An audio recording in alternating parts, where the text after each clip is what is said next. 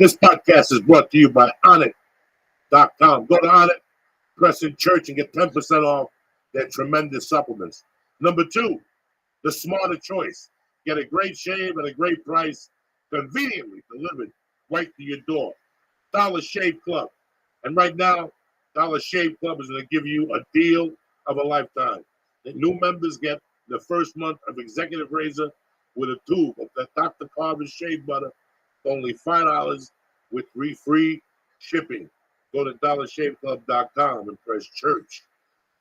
Number 2, let me explain something to you. These days, you can practically get everything on demand. Like our podcast, listen whenever you want, when it's convenient to you. So why the hell are you still going to the post office, dealing with their limited hours, when you can get stamp postage on demand with stamps.com? Right now, today, use my name, Joey, for a 4-week trial that includes postage and a digital scale. Go to stamps.com right now and press in Joey. Welcome to the church of what's happening now. I love it. Monday, June 5th, cocksuckers. Uncle Joey's in your living room. Ralphie May's here. Lee Sayet's here. Lion Jew. Let me explain something to you. The weight limit in this room is definitely over. I'm taking the over. Here we go.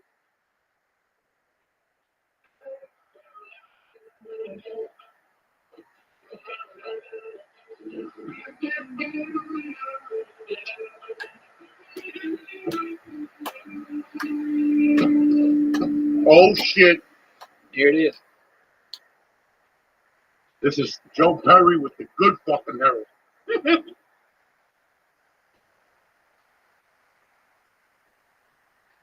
Set you free. No one knows the way but me. Oh shit. Here we go.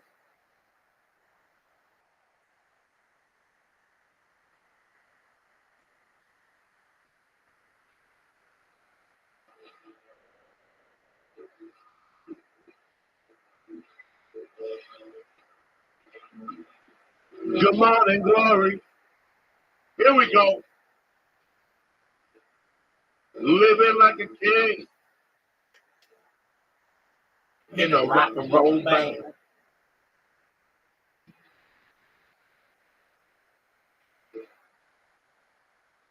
Are you fucking kidding me or what?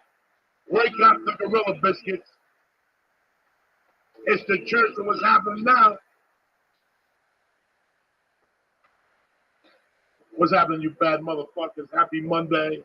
Happy Tuesday. Uncle Joey here. Direct from Havana. I got my main man, Rafi May. Hi, everybody. How are you? And I call him Rafi May because that's what he sent the invitations out to his wedding. They took the wrong name out, Rafi May. My ex-wife is dyslexic, and she proofread it, and I didn't care. They're good. I'm Rafi. Lisa, what's going on? Everything good in your world? Everything's great in my world. You got your little Crip shirt on tonight. You're ready to get shot by a blood. It's your type of night. I don't let me wear blood. You're hanging out. Doesn't matter. We'll hunt you down with your luck. You'll probably go to fucking Auntie Chang's Dumpling Palace. End up at fucking ribs and chicken. What is that? Auntie Waffles over there at Sunset. Oh, Crip will see you with your nice little fucking blood will see you with your nice little Crippy shirt. Shoot you right in the Iranian beard. What are you going to do? You know what I'm saying? All you can do is keep plugging along. What's going on, Ralphie? Are you looking good? You feeling good? I'm feeling good, Coco. I'm doing good. I just got back from Denver. It was tremendous. That place is on fire. It's great. The weed was too good to smoke, and it was too good not to, Coco. I can't lie to you. Did D in Colorado come in? Yeah, no, he's back. Wasn't feeling no good. Yeah, D is the best. I tried to get him out there, and I tried to get him a hotel room, and my hotel was sold out.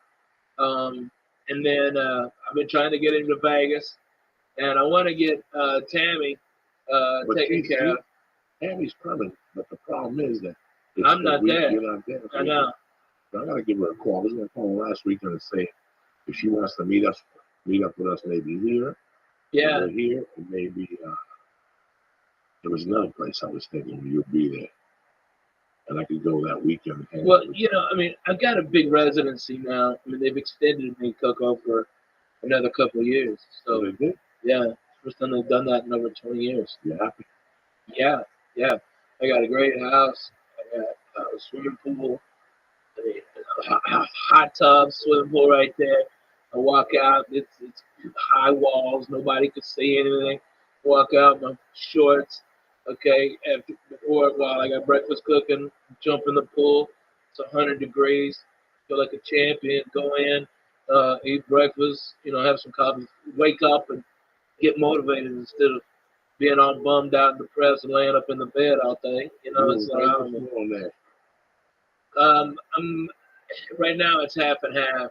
I've got to sell my house there, um, but I'm gonna buy some land. My house is doubled in price in like 8 years. Nashville's booming, and and so I'm gonna buy like 10 minutes outside of town, and it's a 10-minute drive as opposed to a 3-minute drive. I can do it. I can do it, man. It's land and people. Dude, let me tell you. 40 acres. Stop. I'll be 20 feet underground. I'm going to build me one of them fucking bunkers. Okay, yeah. I'm going deep. Man cave, a certain oxygen and shit. Shut that fucking I'm fucking sorry. Everybody's me up.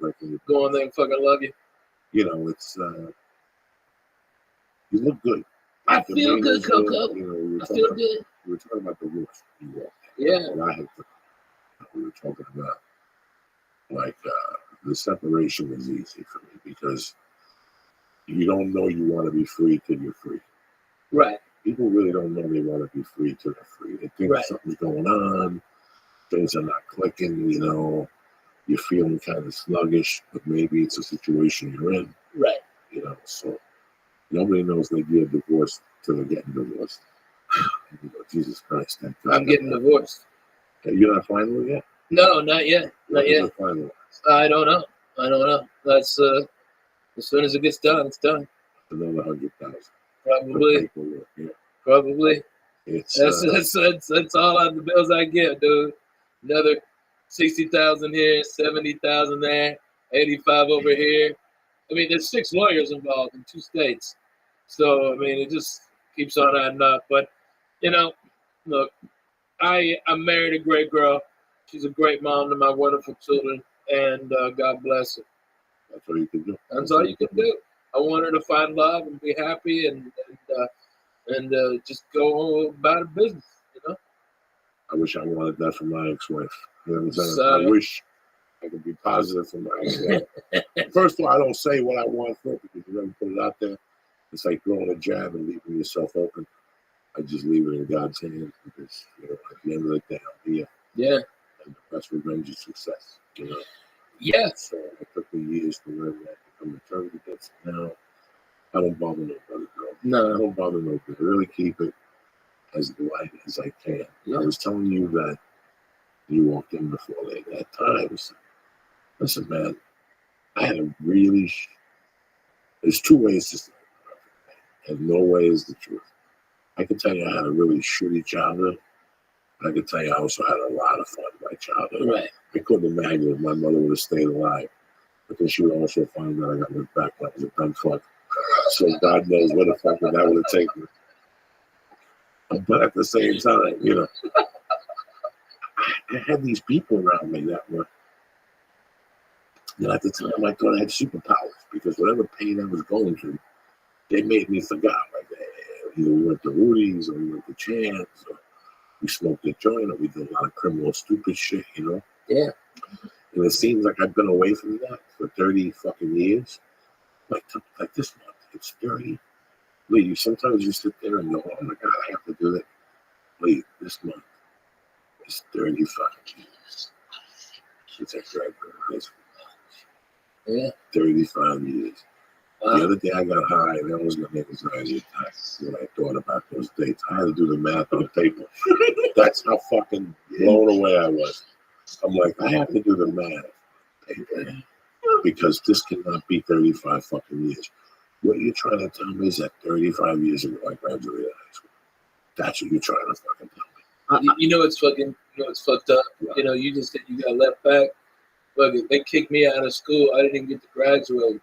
So, you didn't graduate on stage either? No. No, What a fucking embarrassment that is. I know, and my classes had reunions, and they don't invite me. I'm the only one from Clarksville, Arkansas. That's, I don't know, went on TV, got night specials, Netflix, stand-up comic. Hey, we're not gonna have it. It's so crazy. You know, a couple of years ago, in 2010, the class 2010 wanted me to come and give the graduation speech, and the fucking school. So I canceled a week of work. All right, I get a nice suit made for me. All right, I get my car shined up. I'm ready to go back like a doctor and be nice. And 2 days before, they had one of my old buddies call me up and go, "Nah, an insurance guy's gonna talk." All right, the kids wanted me, and they invited me, and I accepted, and so it's like that whole thing cost me like $60,000. We called a motherfucker. It's just like, why wouldn't y'all let me be there? I don't know. God bless them. Maybe somebody in Clarksville, Arkansas is a fan of this. I got my buddy, Dirty Sanchez. He's Nicky is right there running a barbecue place with this Peckerwood white guy, hillbilly or pillbilly. So how long ago did you get out of school? I got thrown out of school 1990. So, in 27 years. I know. So how long have you My been out of high girlfriend's school? 25. How long have you been out of school? It's gonna be 10 years this month. So yeah, I'm having the reunion. I think it's Thanksgiving week, which is weird. I don't keep in touch with anybody. One guy. Where are you from, Lee? Right outside of Boston. Oh, okay. Like North Andover? Sudbury. It's near. I know where Sudbury is. Oh yeah. There used to be a Chinese food place there that had comedy. Yeah. No, they had comedy in Sudbury? Yeah. No, I think they had comedy in Worcester. No, Worcester had it, and then there's Kowloon's. Yeah, that's on Route 1. Yeah, it's on Route 1. And then called. Sudbury had a Chinese place that I did comedy at one time. It was owned by Nick's. So I did that in the 90s. Was it Lotus Blossom? Because that's like the only good I think Chinese so. place there. I think so. Holy shit. That's crazy. Yeah, I never so I've been in imagined your hometown. Yeah,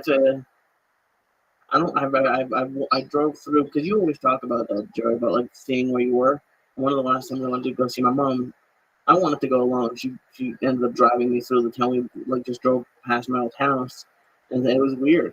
It was kids I babysat are juniors in college and about to go to college, and And you can't go home. It's different. Yeah, it's terrible. Just 35 fucking years ago.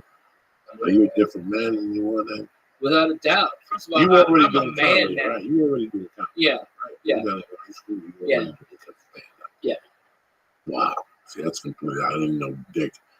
At 18, 19, I had no fucking idea. I told you why, right? Yeah, well, you're on the Tech Kennison thing. Well, no. Before the part that made me want to be a comedian and not go to college and or give a shit about high school, because I was going to college and high school at the same time, was I performed at a Shakey's Pizza, and I won like $50, and the whole table got a tab, okay, and they were drinking pitchers of beers, okay, and slipping me one. Mostly I was fucked up on big red cokes, okay, and shit weed, all right, and I got a fucking. I was in my '79 Oldsmobile Color Supreme, okay, burgundy on burgundy, baby, okay, and I was walking out there, and this kind of ugly chick came on, and we started talking, and then made out, and she blew me by the fucking dumpster behind Shakey's Pizza on Highway 71 in Fayetteville, Arkansas. And I said, fuck school, fuck it all. I want to be a comedian. I just did 5 minutes that I've never done before, all right? And made people laugh. I got free pizza. I got fucking $50 and an ugly girl sucked my dick.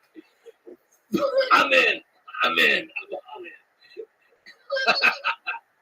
But the difference between then and now is I was a kid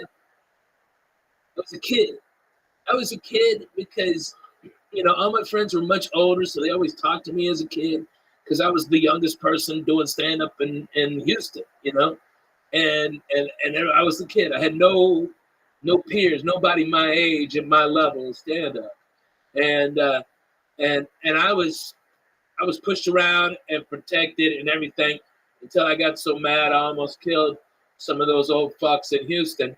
They don't know how close they came. I had a pistol and I was out of my fucking mind. Okay, I was fucked up on codeine syrup and I was ready to fucking kill somebody. I'm serious. And I moved out here after the Latino Laugh Fest, Joey Medina, and I met you. And being out here was a chance to remake myself in the image I wanted to be. And it was harder than what it was in Houston to survive. You know, everything's more expensive. And that really, from 98 till when my father passed, was me becoming a man. And the last straw was my father passing. I don't think you're a man until you don't know you're a man until your father passes away and you're no longer a son. You know, you don't have a dad. That's the point where you go, this shit is way the fuck real. Okay. And I've got to get my shit together and, you know, have responsibilities. And that's the whole thing. That's the difference. But yeah, so when you ask me, was I the same man as I was then? I say I wasn't a man. You know? Had I fucking commented somebody? Yes. Had I had my dick sucked? Yes. Was I 18? Yes. Could I vote? Yes. Was I a dumb fuck? Way yes. Was I naive and stupid to the ways of the world? Yes. Yes. Without a doubt. And it took me a long time of getting motherfucked to learn that lesson. At 19, I had the mind of a child, but the essence of a man. I had a, you know, it's so weird. Like I had to write this thing. I read this book that when you write like your negative, positive stuff, and I wrote there was a thing like how insecure I always was, but confident at the same time. Yeah. You know, I remember going into the city with friends of mine. When you walk across the street after you cop, you have to see the body language. You fit right into New York City. I never understood about that until a couple of years ago when he was saying, you know. But at 19, you had the mind of a fucking child, but the essence of a man. I already had the fucking like by 22, I already had the answer. Where a lot of people. Now, your 22 is a lot different than today's 22. I mean, not for nothing. It's like your 22 with the way you had to come up, losing your mom and your stepdad and all the shit you went through. You were forced way before. You know, one of the biggest parts about being a man is realizing you got balls for a fucking reason. You gotta live, you gotta survive, you gotta fucking work. Nothing is free. You gotta fucking have it to make it happen. And you had to do that. You had to fucking live. And so you lived with the cop, okay? You lived with, you know, your other friends. And you go drink in the hashways. You'd go down and get you a Yoo-hoo and a roast beef sandwich with mayo on white, okay? And you go and she'd throw in a little rice pudding. You were raised by a lot of people, dude, but you had your roots. You know, you go around where you are and you had to survive. And you weren't given a choice. Today's kids, they ride bikes with helmets, and kids go to school. They got $100,000 in college loans. They got a liberal arts degree, and they're living at their mama's house. That was not you. You had no backup plan. No, there's no backup plan. I wanted a backup plan. Who doesn't? I wanted to go to school. I wanted to have a car like everybody else. Yeah. I wanted to have nice clothes, but there was no backup plan. And you know what? How some people, I always say this, how some people join a cult, or some people join Scientology, some people join Big Brown Yoga. I took the low, what do you call it? Low hanging fruit. I became a criminal because that's what I was not raised to be, but groomed. Yeah. I was groomed. I had been shown that as a kid. I've been shown a lot of avenues, and I knew how easy it was. Yeah. I've been doing it, you know. I can't believe that the summer that I turned 16, I hit the number. I hit the number for $2,500 for my birthday, guys. That's strong. Did you ever know that, Ralphie? I don't think I did. It was a 2-foot blizzard in Jersey. Holy shit. And what I wanted from that 16th birthday was I started the day at a karate club. Yeah. All right. And the deal was I was going to get first place in fighting and first place in form. And I was quitting martial arts. I couldn't take it no more. It was too hard for me to go uptown and play basketball and have a girlfriend and talk to friends. And then in the middle of all this, I got to take a bus to Union City and walk a mile and do karate till 8 o'clock at night, 10 o'clock at night with men. It was just the schedule was too packed. And then besides those guys getting high, then it was the rock music. I loved them. I loved geeking out with them on the weekends. So that Sunday, I started at a competition like in fucking Newark. They were going to cancel it. They shoveled the roads. I got to go to the competition. I got disqualified. But before I was leaving, no, I'm lying to you. I came back from the competition about 1:30. And the North Bergen kids are like, what are we going to do? And I go, let's go to the movies. Let's go to Jersey City for the movies. Let's take the number 1 bus to Jersey City. So as I was leaving, my mother was drinking with the bookie, his wife, and his brother, and the cousin, and the people across the street. And my mom looks at me, she goes, he wants to give you a present. He wants you to put $5 on a number. One number. Well, I got $2.19. And I just left. I didn't even fucking think about it. Oh my God. And I went to the movies. I bought sporting goods in Jersey City, right across the street. I used to buy sporting goods in those days. They're probably still there. In Journal Square, from where the dude who blew up the World Trade Center the first time, the blind guy, that was his office. Shake Cuddy. Shake, whatever his name is. But I walk in the fucking door with me and my friends got to take off our shoes. And my mother hugs me and goes, congratulations, you hit the number. I go, come on, what did I win? It was $2,500. Wow. So I gave him a $500 tip. Oh, that's nice. I gave my mother $500 and I took $1,500. And the deal was I'm supposed to put it at the bank. Fuck you. Yeah, right. I took a nickel out of that motherfucker, started buying acid every weekend.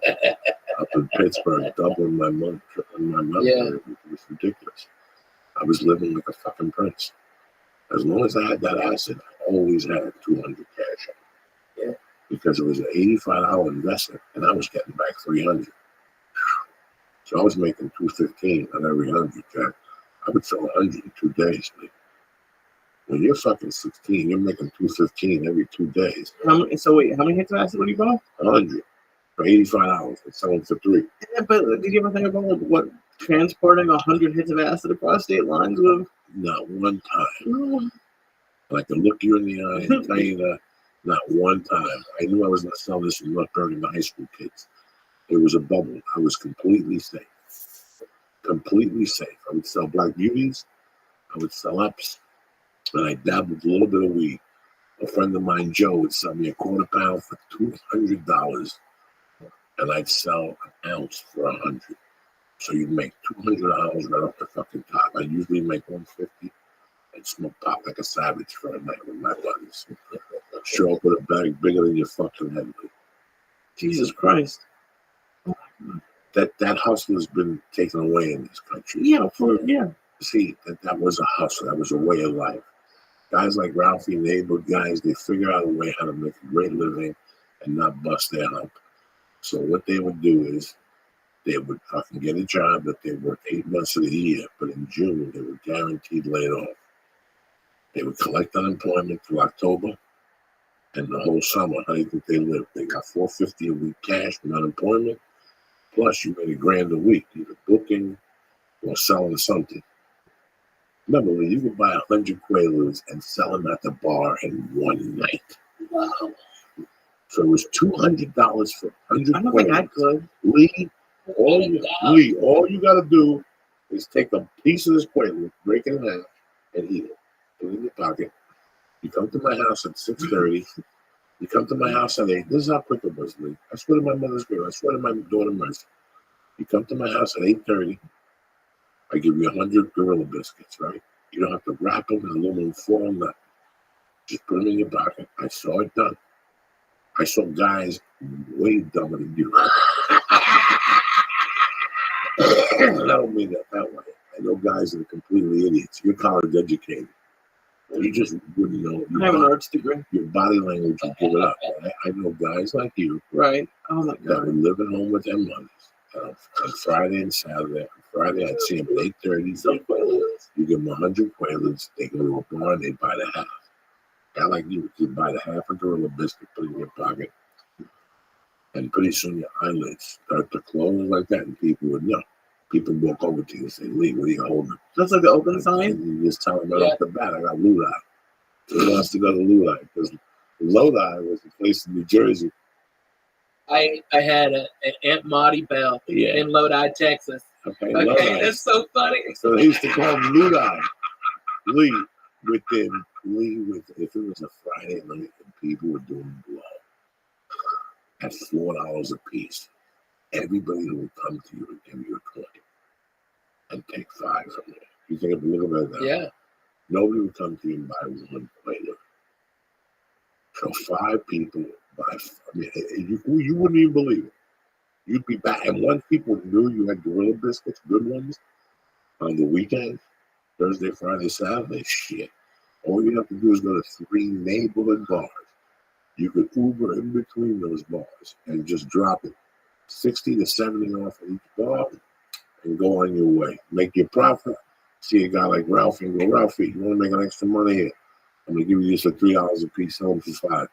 Ralphie's a dog man, a fucking Jasmine Woo. And you leave the last 30 with Ralphie. And you just made yourself 400 fucking bucks. Maybe even 600 if you sold 300.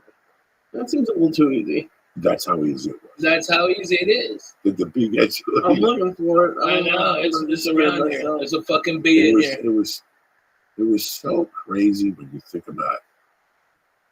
And am I ashamed of this, Ralphie, man? You know I can't lie to you. No. But there was a time I was under the fucking credit card, dude. And I still, to this day, out of all this shit I did, there's 2 things that I sit back and giggle and go, how the fuck? Not Hula Hands. The ground round and Sundays. I look at you as a man. Ground round. And if you don't believe me, you call George Kaladinsky right now. And that's my witness.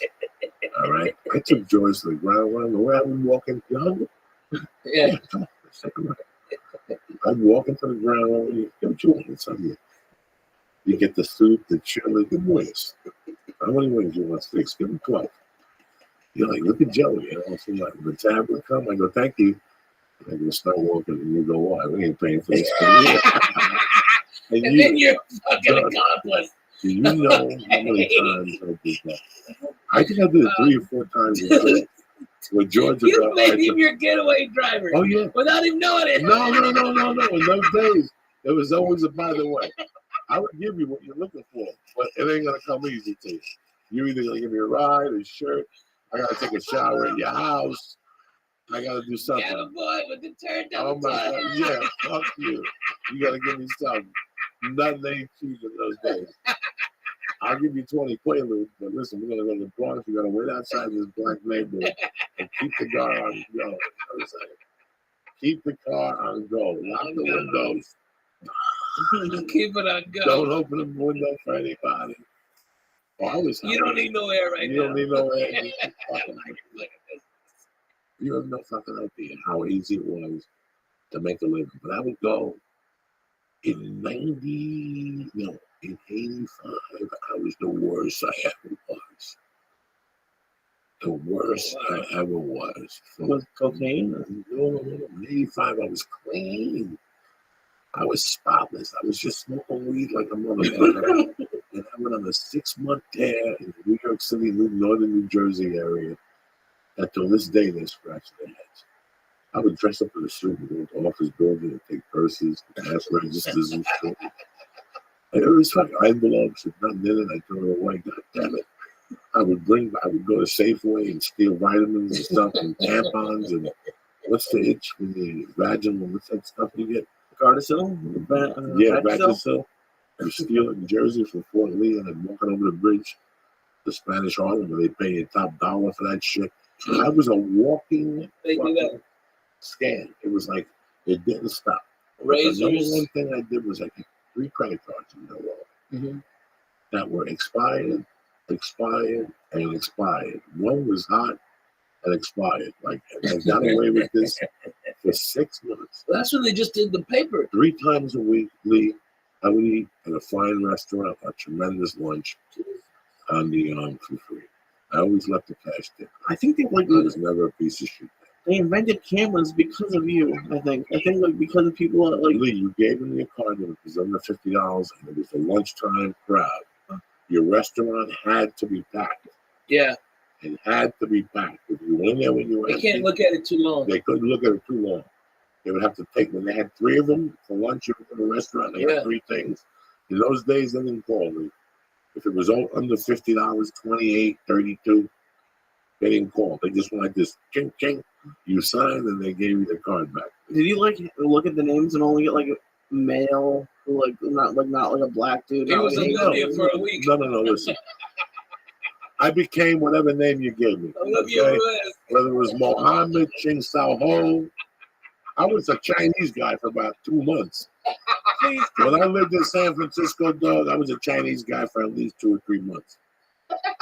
Because I used to go to that fucking Japantown up in San Francisco, and they were the only people that would take traveler's checks without a credit card, without a license. They were in on the move. Yeah, the Yakuza. How do you even sign for that credit card, dude? You can't. You have no idea. That's how it was. You got to talk to the people like you own the joint. Let me get that watch. Let me try it on. All right, let me get this one. What else you got? Let me get that one too. What's your name? Sam. What's happening, Sam? Everything all right? I made your day today. You're going to make a nice commission. You take Visa, credit card, American Express, Diners Club. What do you take? Yeah. And here I'm holding a Visa. Yeah, but you know what I'm saying? I'm holding a Visa. But I'm throwing different options at you. I got Discover. I got Amex. What do you want? I got a silver I've card. seen you do that. No, dog. You got to walk in there like you own the fucking place, Lee. And the guy would be smiling, having a great time. You give him the card. He's thank you for coming. Thank you for coming, Mr. Kim. Thank you. Yes. They're not going to argue with you. Every once in a while, they ask you for a license. Yeah. 1 out of 10 times, you got to ask for a license. Then you got to run out and you lost your credit card. The credit card was hotter than hot. Remember, in those days, it wasn't what it is now.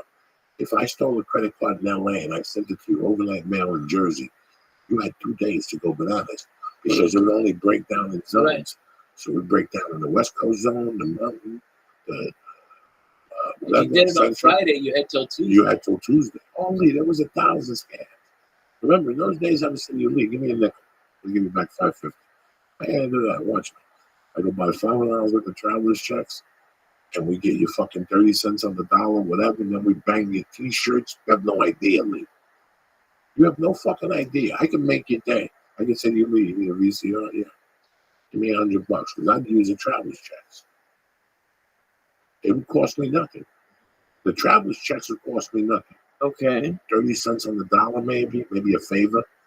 Like in those days, the Cubans used to get a ton of traveler's checks, but they couldn't use them because they didn't speak English. So I was the only motherfucker that I blocked. So they tell me what they want up in Japantown. I get it for them to charge them a vig for doing it for them. I go 50% on them. And what were they going to do? They couldn't use them themselves. They couldn't even speak the fucking language. Oh my God.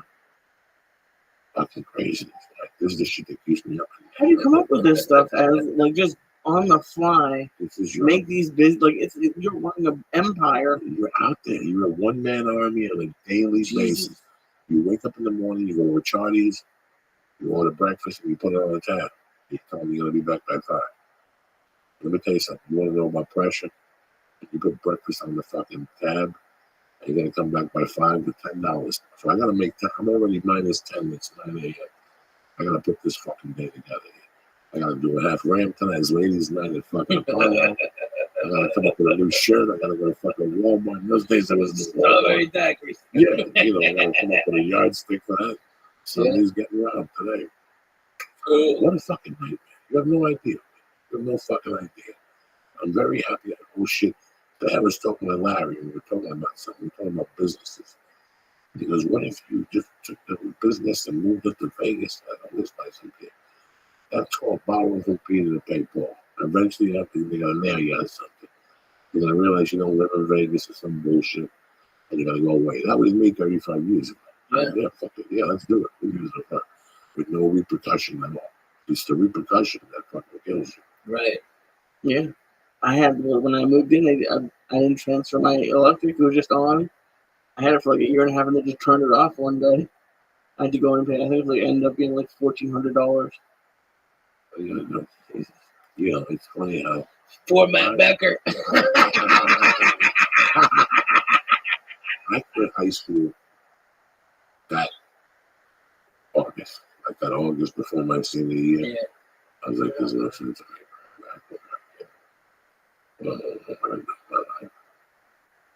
I was at that point, like a woman in the school. Yeah. This is a job, it's union, they promote from within. Right. These guys make money. I knew all about this company because I had worked for a lumber yard that was a Masback Century Hardware chain. This was the warehouse. So I would talk to the guys that delivered all this shit, and they would tell me how much they enjoyed working there.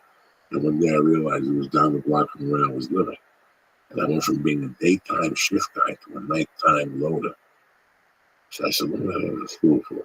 You make up 15 an hour. This ain't bad at all. I can do this forever. This takes me fucking 4 hours a night. You know what, bro? I went back like in November, and I pegged it out. I tried to do all the credits, and they came back to me and they said, you're not going to graduate on the stage. And I said, don't what the fuck am I doing this for? Yeah. And I don't get invited to anything. Nothing, I know. Nothing. I know. Nothing. Listen, guys, I'm over it already. I know, right? It's like I have to be over it. I miss a lot of those people. First of all, no, but I talk to a lot of those guys.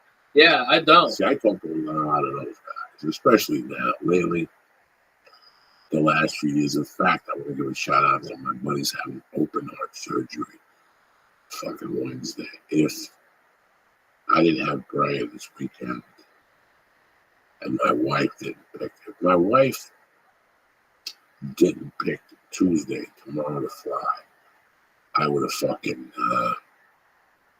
flown back to New York at least Monday. Yeah. This guy went to my mom's wake. Wow. Like, I go back that deep with Stephen and his family and shit. So I'll be praying for him on Wednesday. Open fucking heart surgery. Plays in a band. Went home one night. I got rushed to the hospital. His heart was beating 2 months. Don't do drugs. Yeah. Hasn't done a drug in 20 fucking years. And it happened again. He had an episode again. So they said they had to do something to his valves. So wow. But I was all 4 years of that kid. It's fucking amazing.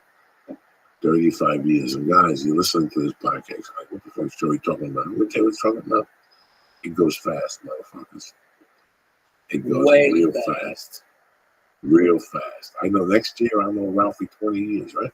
Yeah. 98. That's how fast this motherfucker goes. I know Ralphie from an apartment to getting a dog, to getting married, to having a big house, to having 2 kids, to having 2 houses. And a bus. And a bus. Now back to one house. Now back or no house. It's fucking Reno, Tahoe, and back to the ghetto. I'm so lucky, dude. No. The guys at Caesars are just treating me super nice now. You know, I mean, it's phenomenal. They're class acts. You know, and I can't be mad the way I'm being treated and nothing. I can't even gripe. Well, listen, brother.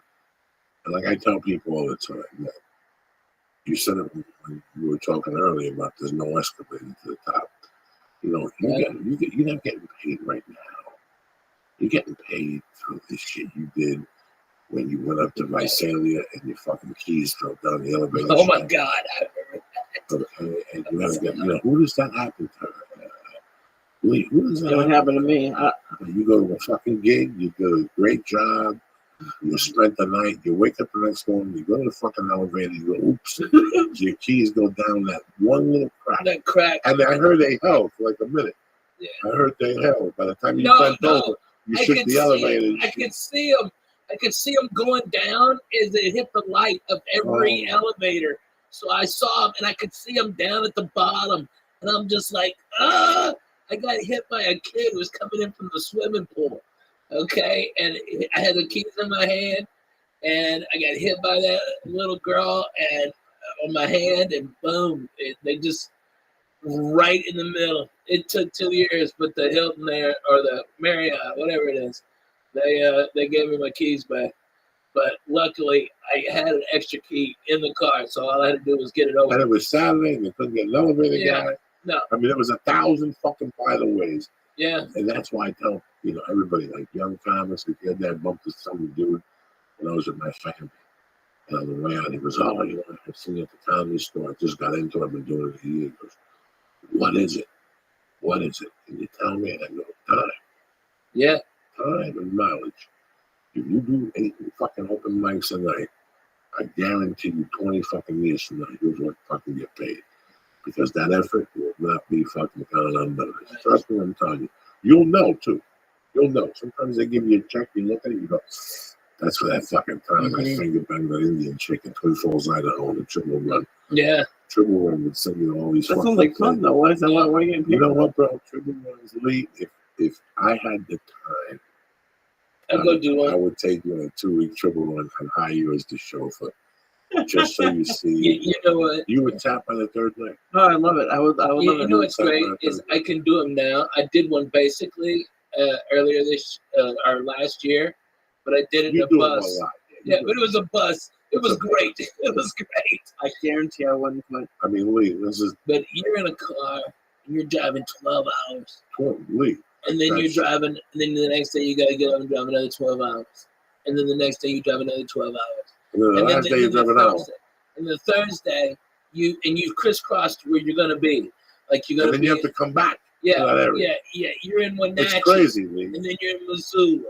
And then you're in Yakima. But Yakima and Wenatchee are only like 80 right, miles they're in apart. Washington, Missoula, in Montana. Fucking Montana. Lee, it's fucking crazy. Then you got to go to Lewiston. And then you got to go over to fucking Oregon, and you're in fucking Coos Bay, and then the next day you're in Spokane. You're like, I drove through Spokane 5 fucking times. Coos Bay, I forgot all about Coos Bay, Oregon. Man, how good is the fucking crab meat there? Jesus Christ. No. Lee, I started one from Houston that took us into somewhere in Idaho. And then we got up the next morning because there's some days you drive 8 hours. There's something, because you got to remember, we got to do a show.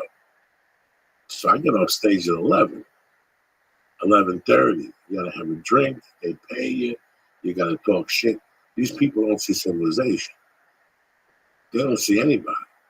You're the biggest thing that's coming to their town since fucking the guy who shot the president came in there. You know Steve Prefontaine. Yeah, no. It is crazy. And God forbid if you do radio. Like you usually go to some college station and you do radio in those towns, they'll come out. Yeah. You really live in California? What's that like? So you got to talk to them, Lee.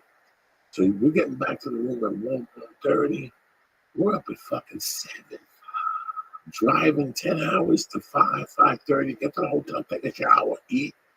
The fucking show, go right back to bed, and fucking do it all over again. Hopefully, we catch a 6-hour drive. But Friday, you catch like a 10, and then if you're lucky, it's the same place, maybe an hour. But don't bet on it. Some nights you gotta fucking drive all night. Yeah, because you gotta beat the snow. You gotta beat the snow. You gotta beat the fucking and snow. now you gotta drive back all Saturday night after you've done all that driving. How do you do it, Joey, without the GPS? Like, can you read a map? This was 1995. Lee. You bought a map. You had a 50-state map. Yeah. Okay. At that time, my vision was a lot better than what it is now. I tapped out once I moved to LA. LA had a different thing. Thompson guy. That confused the shit out of me. I'm no fucking Phi Beta Kappa here. I'm okay with maps because I was a Boy Scout for 3 or 4 days. I was a weed blow 4 or 5 days. Yeah. I was one of those assholes. 4 or 5 days. So something about I was in Miami. I learned how to read maps.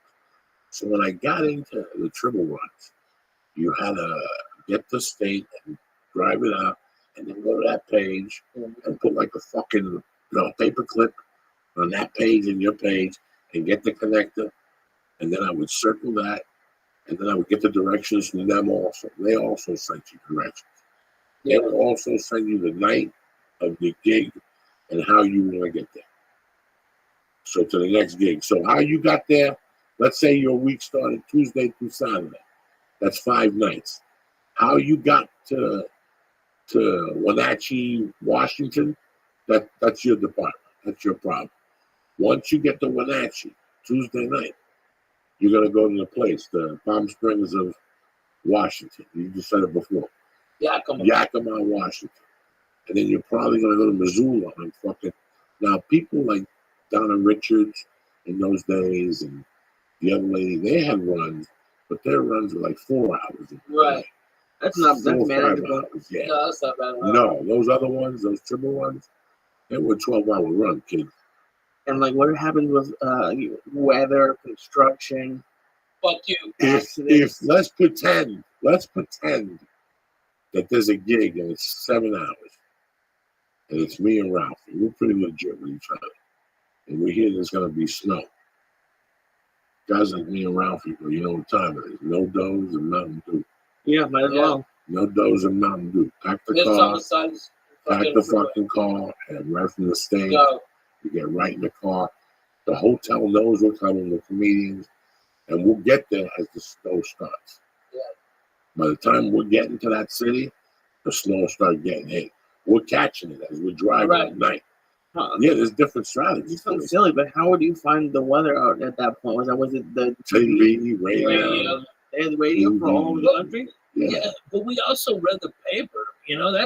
I still do that. I still like reading the newspaper. Sure, and it's like nobody does it anymore. Nobody does it. I don't read the LA paper. I'm not gonna lie to you. It's kind of every once in a while I pay the $2.50 for the New York Post. Right. At the airport, I rip it off. It's the federal charge. Yeah. You know me. I want to be locked up next to fucking what's his name for a week, so I get some info out of him. Maybe I'll call into the podcast. Fucking El Chapo. Somebody. You never know you're fucking saying.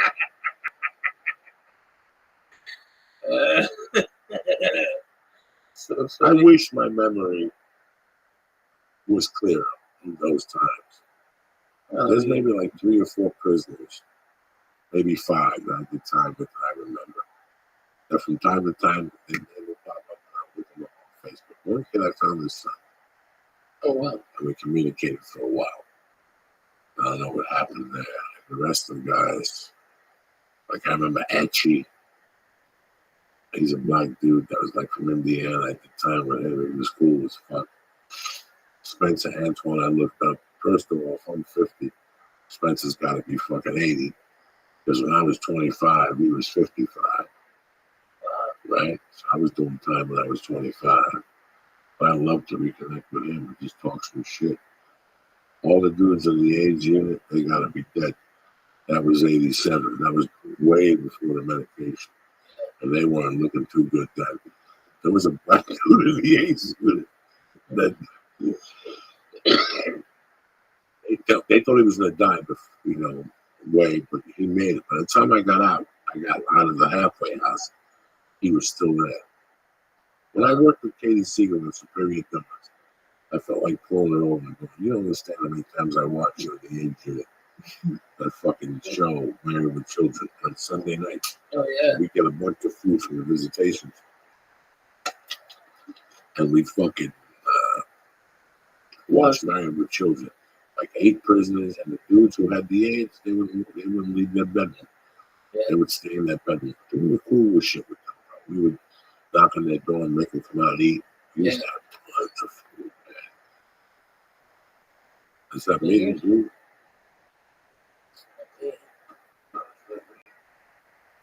My phone's off. Maybe it was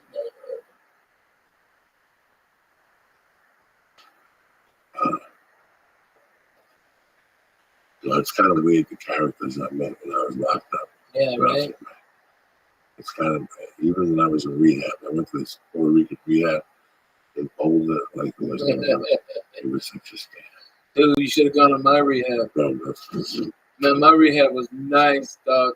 No, this was nice. Listen, this one, you pay them the money and they just wait to you. Oh, no. They were like, listen, this one, listen, you can stay here for 22 years, ain't nothing going to change. Right? They told you that going massages and stuff. stuff. Just give us the envelope and we run out to the corner. I'm gonna let you blast off whenever you want. Just show up be early for me. That wasn't mine, man. That was not really, mine. they worked on your heart over there. Fucking A. How long did you stay in Riyadh? 2 days. No, I wish. I was out of there 2 days. I would have been out of there. But my wife was like, "You're not coming to my house, okay?" And I'm like, "What the fuck?" And they gave me a fucking Ativan, okay, that I'd never taken that shit before.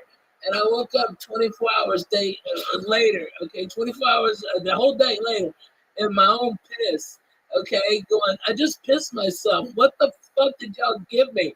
I just smoked weed. I was taking some pills, but I wasn't taking that motherfucker. All right, I swear to God. Oh my God, Coco. Would you recommend that? I've been taking names. Ralph, like, tell me the story that had you running the airport like O.J. Simpson. Oh my God. Oh my God.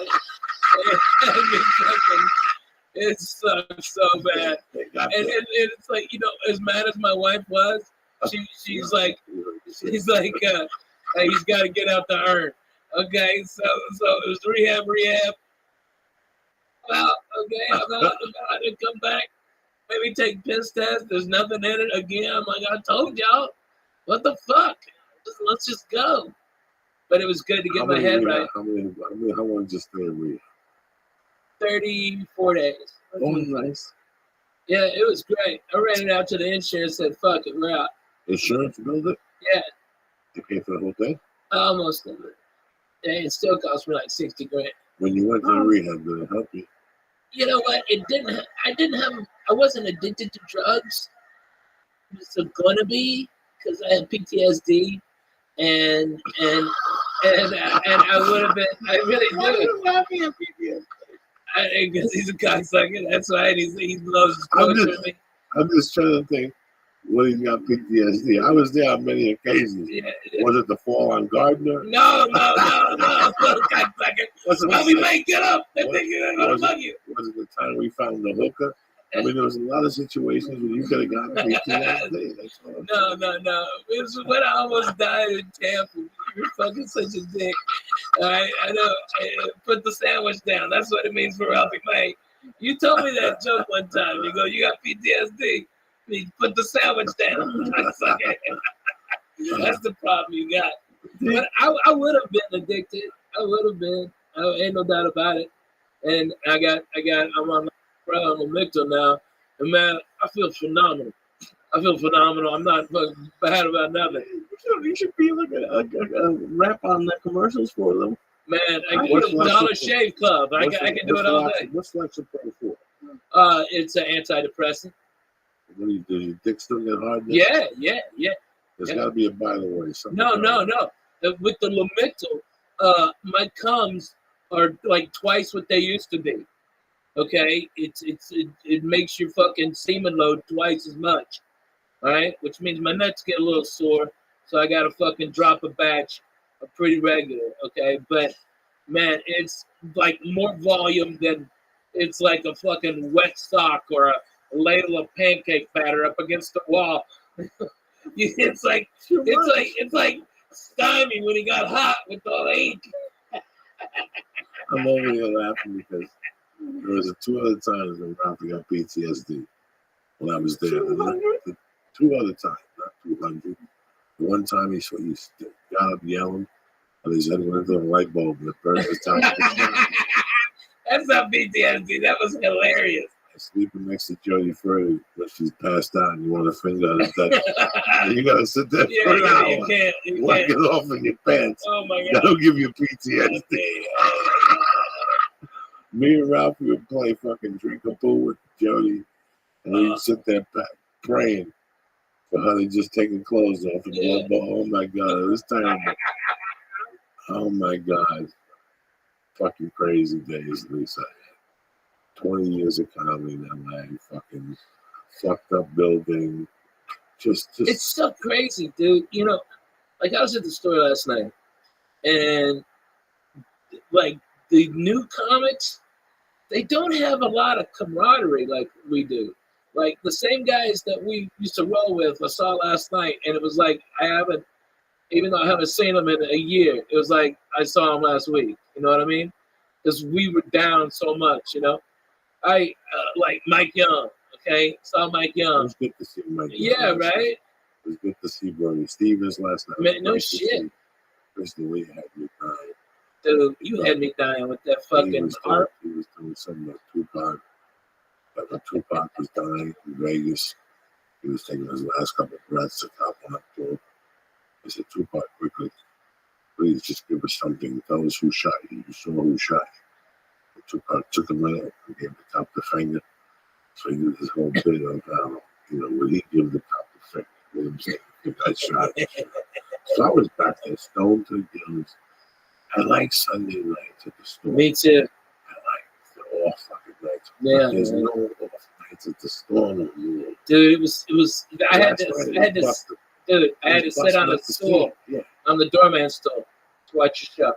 So that was PTSD. There was a couple times you would be. No, it was just fucking me dying. It was me almost dying and not being able to breathe for 11 days and no sleep. It fucking broke you.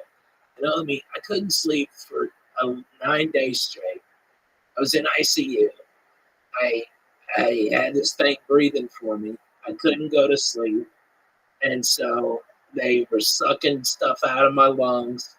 And it was brutal. It was fucking brutal. And that's why, like, I can't sleep on white sheets because it reminds me of the hospital. I have a really hard time sleeping because I don't want to. If I go to sleep, I think I'll die. All right, and so that's why I take the pills now, and now I sleep, and I'm not crazy. Good. Where's Tony Bennett?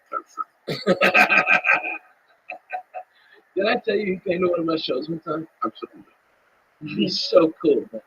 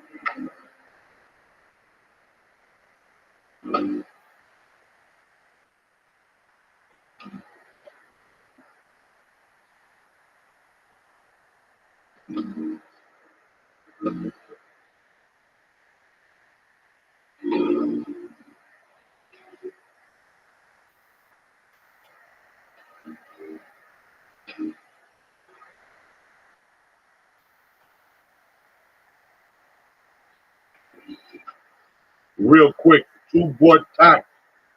Bill D. Marchetti. Dominic Salas, you fucking savage. Lemon GF. Tony Eichenlau. Spooky Spooky. Andrew Wong. And my main motherfucker, Joe Abraham. Hey, I got one. I got a fan, a buddy of mine. His name's John Roberts. Listen to this guy. He's an Ojibwa Indian, okay, on the Red River Reservation up in northern Minnesota. He has, I think, 9 kids adopted, and he's a stand-up comic, and he's a member of the Church of What's Happening Now. Give him a shout out. Fuck yeah. John Roberts, you're a fucking funny motherfucker, all right? And I worked with him. The guy's great. He's fucking phenomenal comic. Is that part of the agreement? No, dude. The natives, they like me, man. I've raised a bunch of money for them, and I like, man. I'm glad that thing happened. I didn't know how fucked the Indians were. Did you know how fucked they are? Yes. I didn't know that. I thought like after like the Trail of Tears, because I went to school in Arkansas. They didn't put, oh, this is what happened to the Indians. Okay, it's like after the Trail of Tears. I guess I thought everything just worked out. Nothing, man. Let me explain something to you. I grew up with a cast of characters that would say things to you, and you would have to look at them and you wanted to question them, but you knew you were way beyond the question because they were so real. Yeah. You had 30 seconds to decide where this motherfucker was coming from.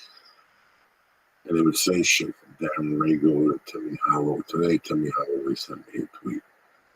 And when it's 1984, it's the height of cocaine. Everybody's doing it. Miami Vices. You can't talk to a motherfucker that's not smoking bazookas or whatever the fuck it is. We're standing in front of Corky's. I'll never forget. I can live to be 80. Now, Timmy's brother was my age. He was crazy, very funny, and very low key. You don't like no drama. You don't like people with long hair. You know what I'm saying? You know those fucking dudes. I will never forget this. What about Rager? Who? Was it Rager? Rago wasn't there. Rago at that time was. At that time, this was the cocaine crew. It was me, the Pelican, Stinky, and Fernie. No, Fernie was murking, but not really. He was mad at me. So that was the original three, and then Timmy, and then we had, whatever. But us three always try to find a way to get a package. Loops, Veneri was in the circle back then. I like Veneri. Very, he was the driver. He would always work for him and shit like that. What the fuck am I talking about? What about Ralph Fuso? Ralph Fuso, I grew up with Ralph Fuso. Was different. He was a nice basketball. He was a nice kid. He was a really nice kid. So we're standing in front of Corky's. It's a Saturday night. It's 2 in the fucking morning. And there's a commotion outside. We're inside, I'm sorry. And we go outside, and somebody yells at, I think I am standing, Roger, your brother's outside. Come on out. And Roger goes, what the fuck? So I walk out there with him, and Stinky walks out, and somebody else. I'll never forget that the little brother's outside. He's like, I want to see what the hell you were doing. But the little brother left the car lights on. He left the car on, double parked, with the hazard lights? With the hazard. Yeah. And I'll never forget he bends over and said, it was a circus in town. Go turn the fucking lights off. What's the circus in town? My point being that, I grew up when people would say shit to you, and it's always so. Let me tell you something. I love you to death because the last 20 years you've made it cool for me to be alive. Like you've made it this acceptable. Like I used to go on the road and come back 2 weeks later. Yeah, I love you because you got me weed and shit like that. But I really love seeing you because I really missed you. I figure without you, I'm at the store by myself. I'm fighting these motherfuckers. We were. It was me and you in that little fucking apartment. And it was just a crazy situation. That's where this began. And I would tell you shit and we would giggle. And it's just weird that every time, the hospital, the PTSD, crazy. Yeah, I was going to ask you, Rabbi, how do you survive 20 years of Joe's there should be a plaque for you. Okay, all right. Yeah, longest running friend. Okay. All right. First of all, build up a tolerance to that weed. Okay. All right. You got to have a mind. Now, have you been a getaway driver yet?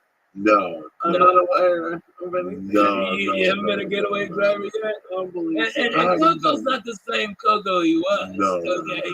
So, and I mean, when you get the Bolivian flu every once in a while, you never fucking brought it around me. No. I do little bumps in your bathroom. Right. But nothing disrespectful. Like when I first got here in music, put out Coke right there. Oh, I had a guy. All right. But you always a gentleman about it. I wasn't even talking about that. I was just talking about him torturing you mentally. Oh my God, the tortures. Okay, all right. I broke my fucking hand. I hit a guy at the fucking at the post office because he pushed an old lady down because she couldn't hear the Asian lady. She was an old Russian lady, all right? And he couldn't hear the nurse go, "Next, please." Okay, and so the Russian lady was standing there, and this douchebag LA guy pushed her, and she fucking snapped her fucking arm. Oh my God. Yeah, right in front of me. So I turned around and hit the guy, and it fucking broke my hand. Okay, and so I go home. I'm fucking calling Joey, and I'm shook up, man. I'm like, Coco is like a shark. If he smells blood in the water, if you're upset about something, that's what he's going for. All right. So he called me up and goes, "Get out of there. Get out of there right now. The police are coming right now because you knocked the guy out. Go out the back door. I'm outside at El Compadre. All right, go out the back door right now." All right, and I ran out the back door thinking like that, and I didn't have my keys. So I locked myself out of the back of Gardner. So I had to walk all, and I was, you're fat, you're mad. Okay, you're mad. Like, now I got to walk around the goddamn front to get in there. Or I'm hiding, thinking about doing going down to George Wolf's house, okay? What do I do? What do I do? It's crazy how many getaway drivers I used that I had to cut a piece in. And it's crazy how many getaway drivers that did something. Until today, they have no idea what they're. Yeah, I think I'm in that group, maybe. No. Not like a getaway, but like no a fast leaving. You have no idea. And you know what's crazy? Like I remember like 4 of them. I don't remember the good ones when you come back bleeding. People are like, what happened? You come back like OJ. Your hands are cut, your eyebrows out, your shirt's ripped. Yeah. And what the fuck were you? I had to go take my shirt out of the laundry. You fucking retarded. Are you fucking crazy? You're bleeding from your hand. It's gashed to death. Man, I tell you. Oh my God. When I remember one of the funniest mornings. We get up and have coffee at like 9:00. And I thought you were gonna be at the house. I thought, he's got a key, just come in, fucking lay down on the futon, go to bed, all right? And maybe take a shower and go to sleep. All right. We didn't give a shit. All right. And Joy wasn't there. It was about 10:00, and I made breakfast and no cocoa. What happened? So I go over to Gavin Boyd's, and there's the the king of the zombies having Bolivian flu like a motherfucker. And then you're setting up just to talk to me, trying, and you smell like pussy and coke and booze. Oh my God. Well, a lot of pussy. A lot of pussy. And Gavin Boy was like this, and his little shit dogs ran up to you and pissed on your head. A little shit dog. Yeah. What a fucking asshole. They're both dead now, I guess. Fucking, he thought it was cute and shit. I know. It's such a dick move. Fucking crazy shit, man. Listen, this year's going to be 10 years since I'm out. Dude, I know. This 10 years since the Maryland's been dead. Yeah, I know. 10 years since I haven't been fucking powder. It's so crazy. A couple of days after Maryland died. A couple fucking days after she died. I'm going to give her a breather. Man, she was so sweet. Yeah, nobody just says anything. That's what killed me. Dude, nobody mentions Freddie Soto. Nobody mentions Mitch Mulaney. Nobody mentions Mitch Hedberg, except for if I can take his jokes. Nobody remembers nobody. It's like they pay no respect, and they never developed that type of friendship. Well, they never allowed it. People. Listen, when I was a kid, who were the big people that died? Like Elvis died when I was fucking 13. That was craziness. That was a week of craziness in this country when Elvis died. But I still remember Freddie Prinze shooting something. Wow. That was fucked up, man. Yeah. That was fucked up. A couple months ago, I discussed Freddie Prinze Jr. coming on the show. And I just wanted to refresh my memory. I went on Wikipedia that night. What I remember from that night was, bro, I was fucking young. I was young. I was starting to not drink, but I was starting to smoke reefer and shit like that. And I would smoke reefer and go uptown high. And then I would eat pizza at Blue Flame Pizza, which was the spot in those days. After you ate the pizza in those days, you had about an hour and a half of giggles, and you'd go home. Right. You had about an hour after you ate the pizza, you'd buy zine again after the pizza. Then you buy zinc again, the smell of pizza, you put garlic on your pizza. That kills everything. That kills the weed and stuff like that. So that was the fucking call when you got high in those days, you know. But I still remember going up there and the way down. Something because on Fridays was Chico in the Mail. Yeah, Chico that was such a great show. Sanford, Which was the same show. It was the same. But Garage, but Freddie was so goddamn more funnier than Lamont. Lamont sucked. All right, like I wanted Freddie to be Red Fox's son. All right, and that would have been a hell of a show. And then have Shady Grady come in. Okay, you know. All his fucking I know, man. Shady Grady. And I was Shady out Grady. that night. I was out that night. In those days, I don't know what my curfew was. Maybe 11. Like it was a curfew, but not really a curfew. I don't know. How old were you? Let's pretend 13, maybe 8th grade, maybe 11, 10:30 if I was lurking in the neighborhood, you know. Yeah. That type of shit. Because in those days, your call time was 10, but if you hung in front of the house, they let you hang till 11. You follow what I'm saying? Yeah. So don't get off that fucking stoop. Don't make me look out this door and you're playing up the fucking corner after all is out. If you're gonna stay out till 11, I want you on these fucking stairs. That's what you did. So some people have like a loose schedule. You know what I'm saying? Yeah, a little bit of a loose schedule. And other than that, I found out Freddie Prinze fucking iced himself. I still remember the walk. I had to walk through a cemetery. That was the first time I cut through that cemetery because it takes like 4 miles off your walk. From uptown to downtown, there's a back fucking road back there. And people would say, be careful because they're going to devil worship you. But I walked back there and I had 3 kids. And I saw some people doing some Santeria. And they made believe they were going to chase us, but they didn't chase us. The other guys ran. I ran like for 5 minutes. I was tired. I'm like, fuck this. You jump in like by 64th Street and you jump out by 51st Street. It was a tremendous little fucking, but those grave sites were old.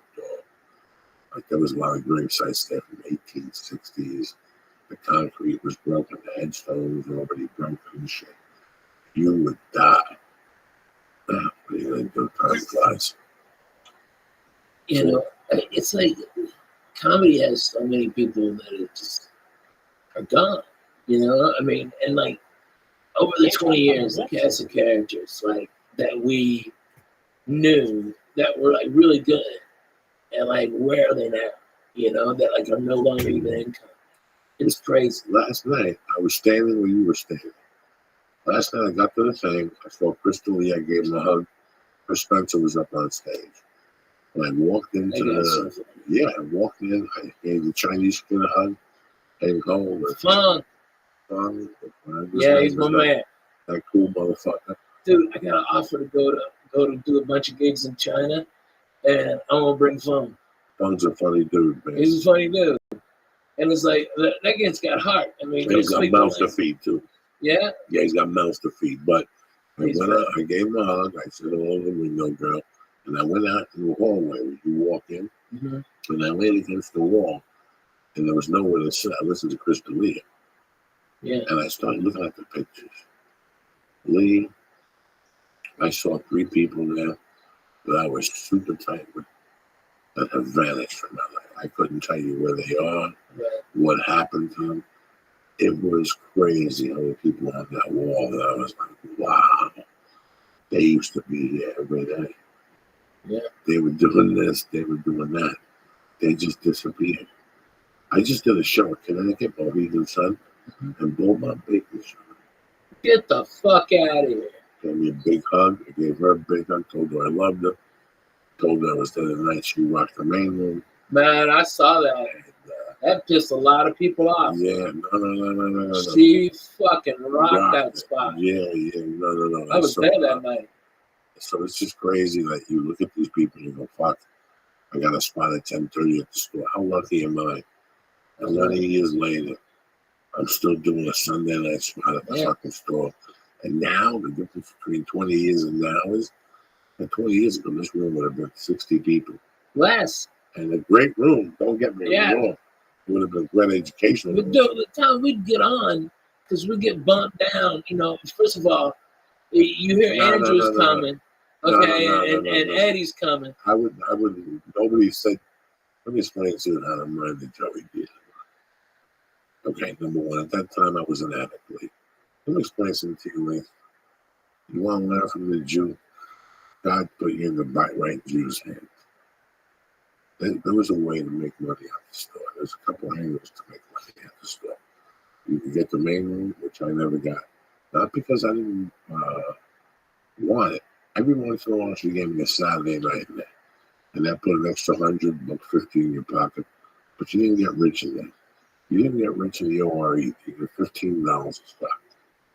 But she cut me a deal one day. She goes, do you want to host? And she goes, how about you work the door from 7 to 10, I'll give you $25. And then you host from 10 to close, I'll give you another $25. I go, that's great, but that's a lot of walking for $25. So I got an idea. I took Andrew's home number 10. I took Eddie Griffin's number down. And I took Joe Rogan's number down, okay? And I took anybody who had bumping privileges number down. Whether it was Paul Mooney, all of them. Yes. Sunday afternoon. Because listen, I can go to the store on a Sunday. The guy who sold coke worked the door.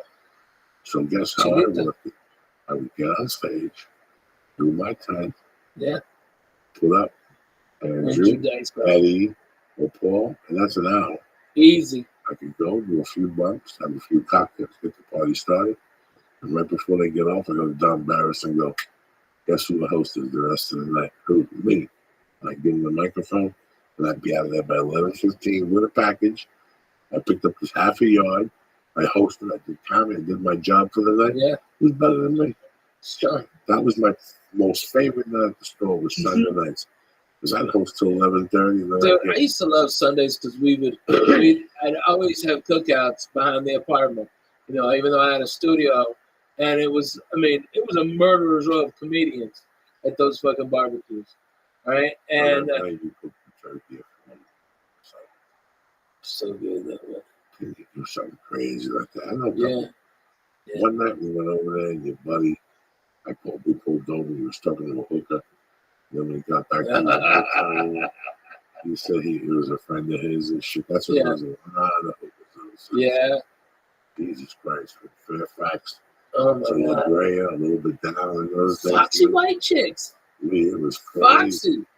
You were pulled and then like some black girls and stab somebody. To this day, after 10 o'clock, what a lot of people don't know.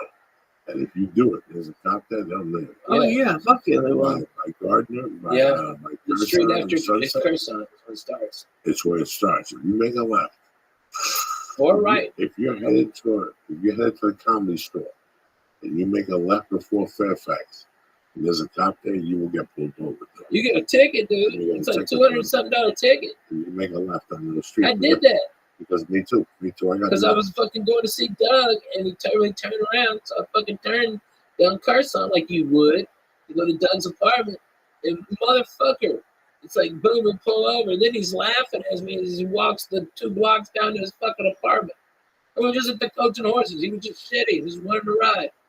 Motherfucker. How they got me? How they get you? This is a classic. Joey Diaz, 2005. Coke story. I forgot all about the okay? I hear me. So I go out. Working out some of those stars over there. So. You know me, in those days, I used to go out early. I'd get my party started, 7:30. There'd be 2 parties. That's how you had to do it in those days. There'd be 2. Remember, I had to pick up an envelope, put them on, an envelope, put them on. And there was always something. A cell phone, a pocketbook. There was always something at the comedy store. So it's like a Monday night week. I get a package. My wife is home. She's my girlfriend at the time. I'm living with her on Schrader. Mm-hmm. And I got a package. I go home. The package is okay. But for some reason, that Monday night, the coke wasn't sticking. It wasn't getting me right up. So I called a few people to pick up a package. Jesus Christ. There's no package nowhere. This guy's not sleeping. This guy's doing this. This guy's doing that. Finally, I go, oh, I know he's got a fucking package. And for some reason, I did the same thing. I passed the guy's house. And I went to make a U-turn. I figured I'd pull into 7-Eleven. And they fucking nailed me down the corner. And they go, no. They didn't even nail me down the corner. They pulled me over right in the 7-Eleven door. How about that one for you? Wow. They pulled me over right. When I saw them, I pulled into the 7-Eleven to make believe like I had just fucked up. Right. They walked right in there. Said, can we talk to you? Yeah, listen, you just broke the thing. I was, why? I was coming in here to get water and something else. I'm coming down on the block. I'm on the tail end, but I'm manageable. But I'm still a little on the fucking cocaine. I'm talking to these two cops, and then I go, all right, do us a favor, show us ID. I got no ID. This is Terry Clark's car. I'm on Sunset. It's 1 in the morning. Yeah. I got $60 for the coke man up the corner, and that's all I need. Just let me go right now. I'll never make a left turn ever again. Right. Rights forever. Never. Rights forever. You'll never see me in this neighborhood again. Straight to the I'm sorry, but I told you, God. But I got to throw you in jail. He has to come and get you. And all of a sudden, a drunk dude walks over. And he goes, Joey Diaz, oh shit. And he gives me a hug. I don't have the handcuffs up yet. And the cop looks at him and goes, you know him? He goes, fuck yeah. That's Joey Diaz, the long shot. And both cops look at me and they go, how you doing, buddy? They start talking to me now. I go, what's going on? I go, listen, I just left the house. I just went to 7-Eleven just to get I was dying. Something was going on. And I'm thinking, all right, just go straight home. Don't let us catch you driving without your license. I went right to Martel. I was open shut to the left. I picked up a gram and I went home and never made a fucking left turn again on fucking Sunset. No, never. Fuck it. They were going to tow my fucking car and everything. They do that on Melrose too, Jack. Melrose, you can't turn after 11 on some parts. Really? Yeah. I think Santa Monica too. Like not Stanley, but on the other side of Fairfax.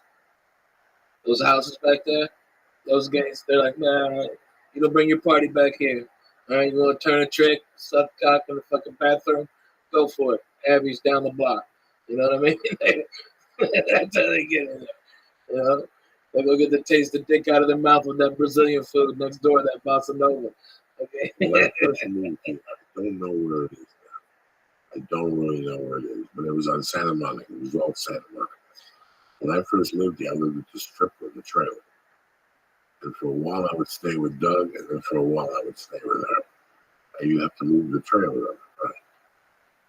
And we lived next to a park that if you went there in the daytime, like if I can remember where it was Hollywood. It was right around Beverly and maybe Curacao or something like that.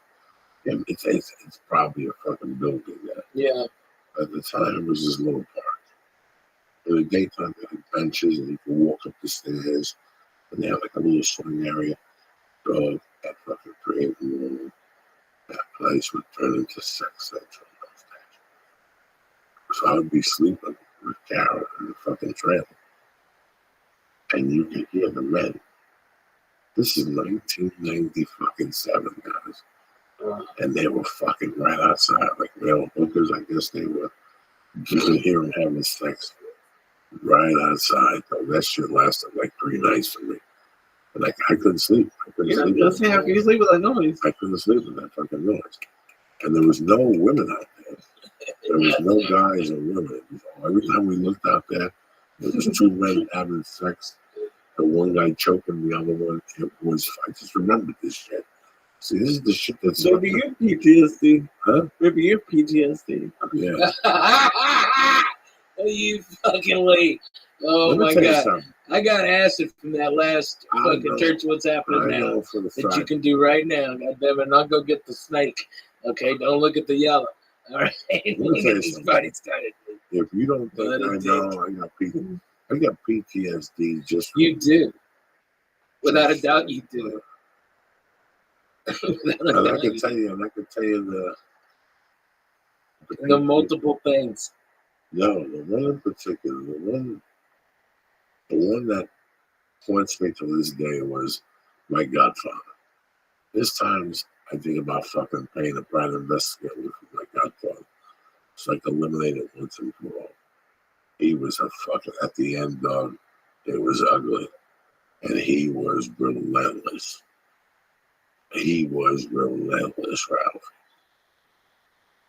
You know, Yo, what's up, Cliphead? I would, when I left North Bergen, it was December of '84.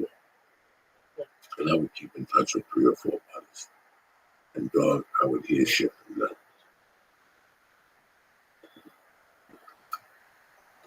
That I could have called bullshit, or I could have believed. And then years later, I smartened up and I go, why would they fucking be talking this shit? And then I had another friend. My first daughter, Jackie, her godparents, her father, the godfather, Pete, he was a fucking serious white dude that I grew up with. Pete was Italian, no Irish, no none of that mafia shit. Pete was a serious fucking white dude that knew his shit. Before I made any moves in those days, I go to Pete. If Pete goes to the cops today, Pete could throw me in jail for 30 fucking years. From 1980 to 1985, I told Pete everything I did. Whether he agreed with it or not, whether he was a close friend of ours or not, I told, because I always had to have somebody that was 100% honest with. Yeah. Like, no I've been matter- that guy for a long time. Yeah, no matter what you came to me in those days and said to me, like if you came to me in those days and said, Jimmy, tell me that you didn't rob the comedy store. Yes, I fucking did. I was that guy. Like if anybody else asked me, man, I mean, we had a hooded sweatshirt right here. Nah. That seems like a liability. I mean, isn't it? What's that, buddy? Telling somebody? You gotta unburden your heart Listen, bro, if you and no want, judgment. That's what real friends are. You did? in those days, you have people that if they come up to you, listen, man, if you don't want the answer, don't ask the fucking question. Right, that's true. But, okay, when I was 14, I got one of the greatest lessons in my life, and it stuck with me. His name was Jimmy Bendisi. He told me something that fucking just stuck with me. Like I started hanging out with him and swimming with his pool. I was friends with his son. And one day I went to the track and he goes, listen, tell me the truth. I got your back. But if you lie to me, I can't help you. And that always stuck with me. I always remembered what that was intended for. And then years later, I saw him kick a junkie in the stomach and drag him out and say the guy was going to die in his house. So I know he meant business, you understand me? But at the same time, the way I was growing up in those days, my friends were going to take heat from me. Okay? But let's pretend, let's just throw some names out here because we know. Let's pretend Ari was Ari Shafir, who's Ari today. People like Ari. Ari's a great guy. Yeah. Let's pretend I robbed a kilo from her. All right, like Joe Diaz today robbed a kilo from her. And Ari had 2 guys working for him. Steven Azizi and somebody else. Whose balls they gonna bust everything? They're gonna bust Ralphie's ball. They're gonna bust Lee's balls. Like, where's Joey? Have you heard from him? Tell Joey when we see him, we're gonna break his fucking head. You know, guess what? You're gonna hear from those every time you go out, Lee. And you see those guys, you're gonna come up to you and go, you ever hear from your pal? What you mean to tell me is you never heard from your pal? No. You're full of shit, Lee. You're a piece of shit, you fuck. Get the fuck out of here, you piece of shit. How long can you tolerate that for before you say, you know, I know where he is? Well, to be honest with you, Lee, if I lie to you, you're not going to take that from me, though, in my mind. If you're a good friend, why fuck it up with a lie? If he's not a friend, who the fuck is he to fucking fuck him? But if they're a good, solid friend, and you come to me and you go, Joey, I want to ask you, but I don't. And I already know what you want to know. I'll tell you. Yeah, I have to. Whatever. And you'll look at me and go, Jesus Christ. All right, we'll fix it. That's the difference. Like the night I saw Ralphie walking across the street from the Japanese place, and they called the cops on me at the fucking Dublin. I saw Ralphie, and I looked him straight. He's like, I got a showcase for CBS. Yeah, later. What's your plan? Tell him that you're not doing this season. Yeah. It would have been. Go get the fucking Voyager, the Forerunner. Yeah, I got the Forerunner. The Forerunner. Yeah. My nephew has it now. Are you serious? Fuck yeah. It's fucking great. Still running. 300,000. 400 and something thousand. Yeah. I totally. 400 Toyota. Are you listening to me? I had a Forerunner that I was a comedian in 1996. Okay, Toyota Forerunner. It's 21 years old. It's got about 500,000 miles on it, and it's still going, Jack. Still going. You don't even see those. No. My nephew had it repainted because I had shined it up so much that I'd created swirls in it from shining it so much with fucking not the right stuff. And so he had it painted, and it fucking looks great. Takes it to the Razorback games. He's happy as shit. He's got a little boy. He's one. It's like that car. That fucking Wrestling, bang his wife in and fucking leave condom wrappers all over the place. Oh, God, Jesus. All right, it's that same car. My nephew's got it. But I had a good parking spot too, man. Good parking spot. And I was gonna walk right in. I had a showcase for CBS. They were all up my ass. And you're like, Ralphie, go get the fucking car. And I'm like, this is serious, okay? And I was halfway in the middle of the street, and I'm so fat that I can only wear warm-ups. So I'm always trying to fuck. Everybody thought I was trying to be black. It was the only thing that fit. And then I got it for free. God, it was Big Daddy. Big Daddy. We all wore Big Daddy. I lived off. I totally Me for a year and a half. That's all I wore. Without a doubt. I just wore that outfit. I just washed everywhere. I wore it everywhere. Why were they giving you free outfits? Because they wanted promotion. Yeah. And then I got everybody in. Everybody was fat. I got everybody in I could. Shirts, t-shirts, sweats, shorts. They were super high quality. Super high quality. I had that shit for years. Yeah. They gave me a Big Daddy jersey that I wore once a week for fucking 3 years. They gave me a Big Daddy Dallas Cowboy shirt. Wow. I just said Big Daddy, but it's out blue. Yeah, right. Silver stripes. Oh, yeah. Somewhere left in a hotel room in Beaumont. Or something like that. I had some great Big Daddies. Man, I still got it. I've still got it, yeah. And you know what? It's still some of my favorite shit to wear. I fucking love that shit. It's great. What has happened? I don't know what happened to them. They were so good to so many of us. They got into the movies because they gave it to the black comic, and how he got into the movies was Barbershop. Yeah. The first Barbershop, he wore Big Daddy out of there. So he was their first big. Right. They had other people. But I wore it on TV. All over the place. I tried to wear it on the big Best Damn Sports shows. Yeah. I really did too. They were good people. Yeah, they were great. And from Philly. Yeah, and I did that. I wore them, and I got Big Daddy to sponsor a bunch of. I was doing those Lowrider magazine car shows around the country, and I got them to sponsor that. So I was getting my airfare paid. Okay, wearing Big Daddy all these places, and they were selling out. I put them in my video when I went to Iraq. I wore Big Daddy, all right, and it was phenomenal. They make shirts that could breathe so much. It was 135 degrees, and my titties didn't smell like vinegar. You know what I mean? That's pretty fucking impressive. That's pretty fucking great shit. I probably have Big Daddy clothing lurking for about 2008. When I moved out of Hollywood, that was the end of the Big Daddy. I had a couple T-shirts. I had a few sweat jackets or whatever. Yeah. I didn't even know if they were around anymore. Nobody had them. I couldn't wear sweats anymore. The mafia thing was over with. Yeah. So there was no reason to wear sweats anymore. So that was the end of that. I don't even know what happened to the rest of that shit. They were great people. Yeah, so They're nice. still around doing something. See, in those days, a lot of people would start those companies. They would blow up and then they'd sell them. Yeah. And somebody else would It was over that. Yeah. And they pick up and buy 3 or 4 T-shirt companies. Yeah. And now combine them and do something. Have you gotten in contact with this Winston company? No. It's a designer.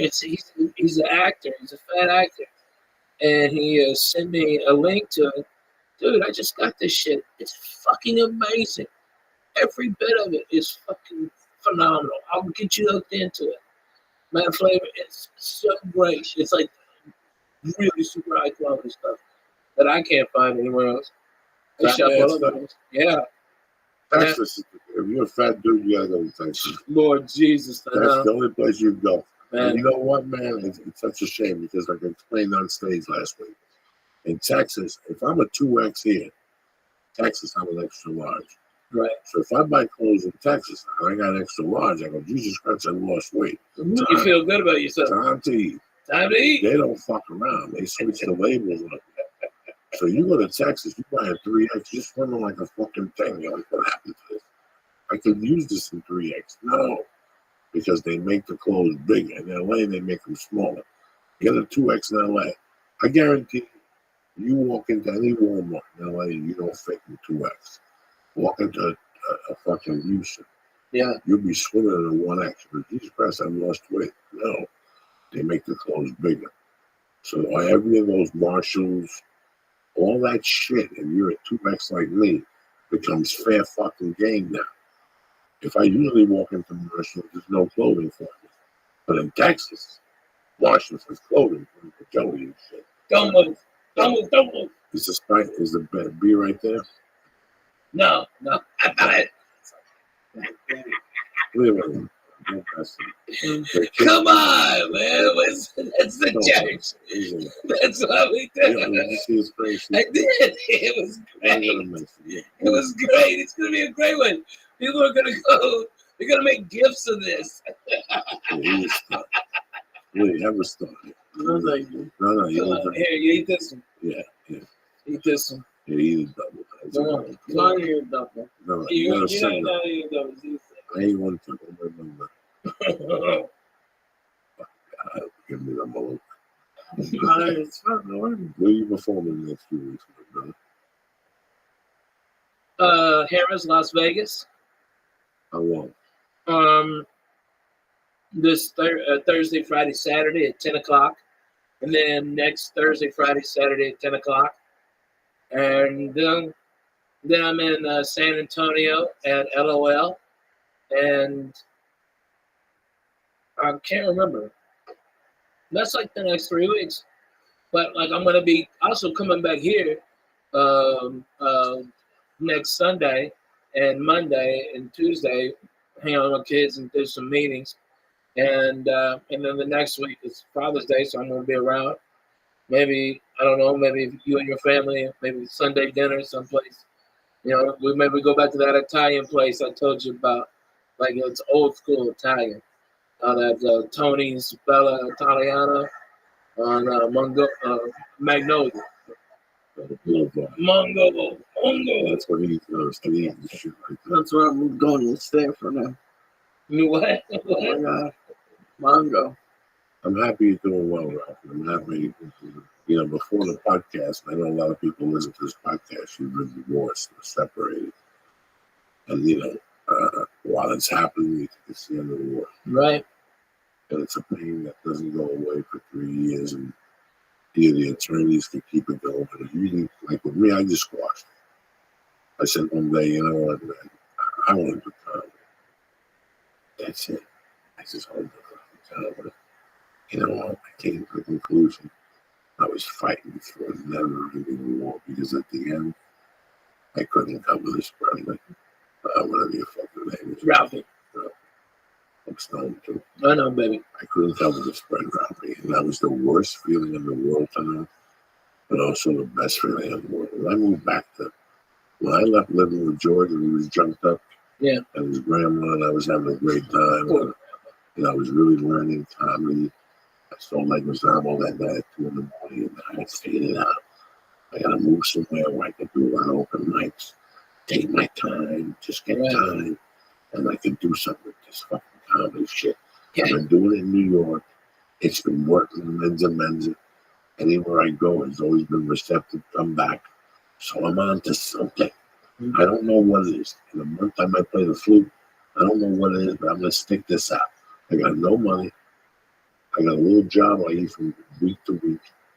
Why not have a good time my way?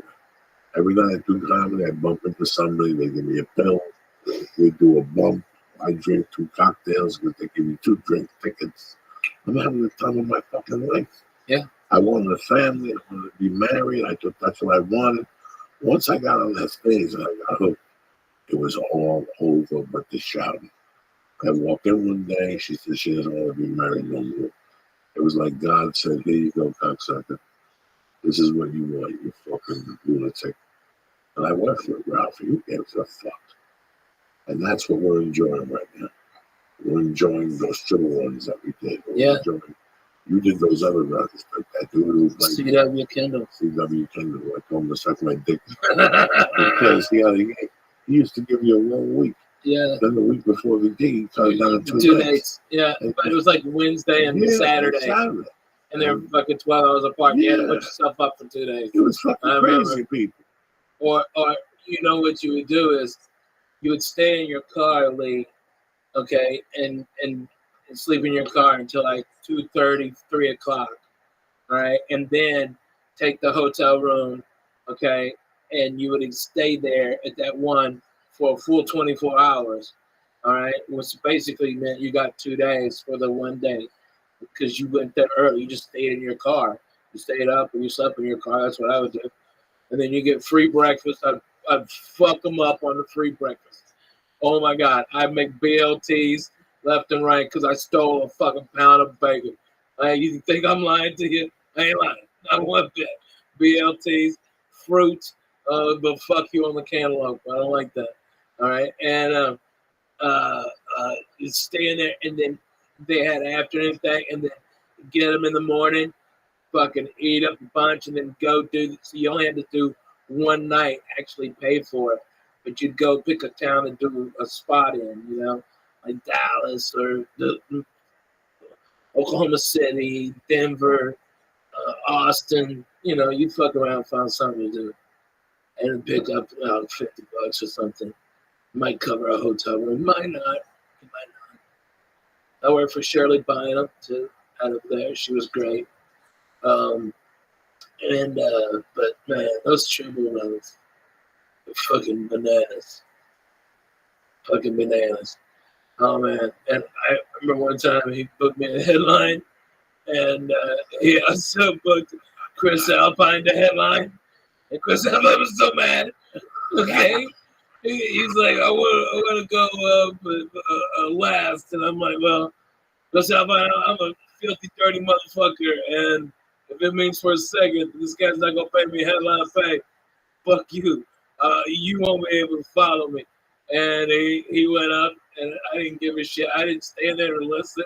And I got all mad about that. And he was all clean. And I just went up and just trashed him for the first 15, 20 minutes. Oh, God, Treble got lit up on that one. And then like Chris Alpine's manager was another woman that booked gigs up there. Was Pat Wilson. And she blackballed me because I was dirty. Okay. Yeah, she blackballed me. And she managed to Chris Alpine, and he got blown out. At one time, the people that were talking about Pat Wilson, they were big figures in our lives, man. At one time, we would call these people every Monday and beg them for more. And if they sent us to Mars, we would take the mission. It's a crazy thing to sit here and laugh and think about those times. Man, you were the king of the Greyhound. You know, you I called go- Bar Reed on Monday afternoon. Look, I figured it out. I figured it out when I started selling screws on Lambo. I would have to be there at 5 in the morning. I would basically leave the store and park my car in those days and jerk off and go into this place at 5. And I would start fucking emailing and faxing people. Roger Paul. Yeah. Funny Bone. Fuck yeah. Yep. You have no fucking idea, my friend. Yeah. The Birmingham, Alabama Club. Oh yeah. Start on. Nonstop. Yeah. I didn't get Comedy a fuck. showcase. How many people would call me back? Me zero.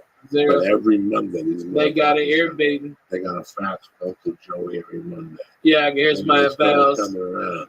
And if you left them wide open, you wouldn't get booked. So you'd have to put in where you kind of wanted to be. And in those days, Okay, there still like this wasn't is a fucking... dates booked like this, and you knew Yeah. these dates were kind of close. So you'd call them and back and go, "Hey, I got this. Let me have it." All right, you know, you manage it. You know, you had to work the angles. If you went in comedy like, "Well, I'm a nice guy and I'm going to send a headshot and a tape, a VHS," they wouldn't give a fuck. Okay, you had to be something different. You know, you had to be funny, and there was no fucking YouTube. None of this shit. It was VHS. No, they couldn't check your fucking your webpage. Yeah. So you could tell them, listen, I'm going to be in Austin this week. Why don't you give me the week before? That's Right, exactly. It was brilliant. Yeah. Hey, it's an amazing thing to learn on your own. Then you hear that there's a Thursday in Beaumont. You're like, fucking somebody, hey, I'm going to be in town. All right, and you just set up and you start calling other comedians.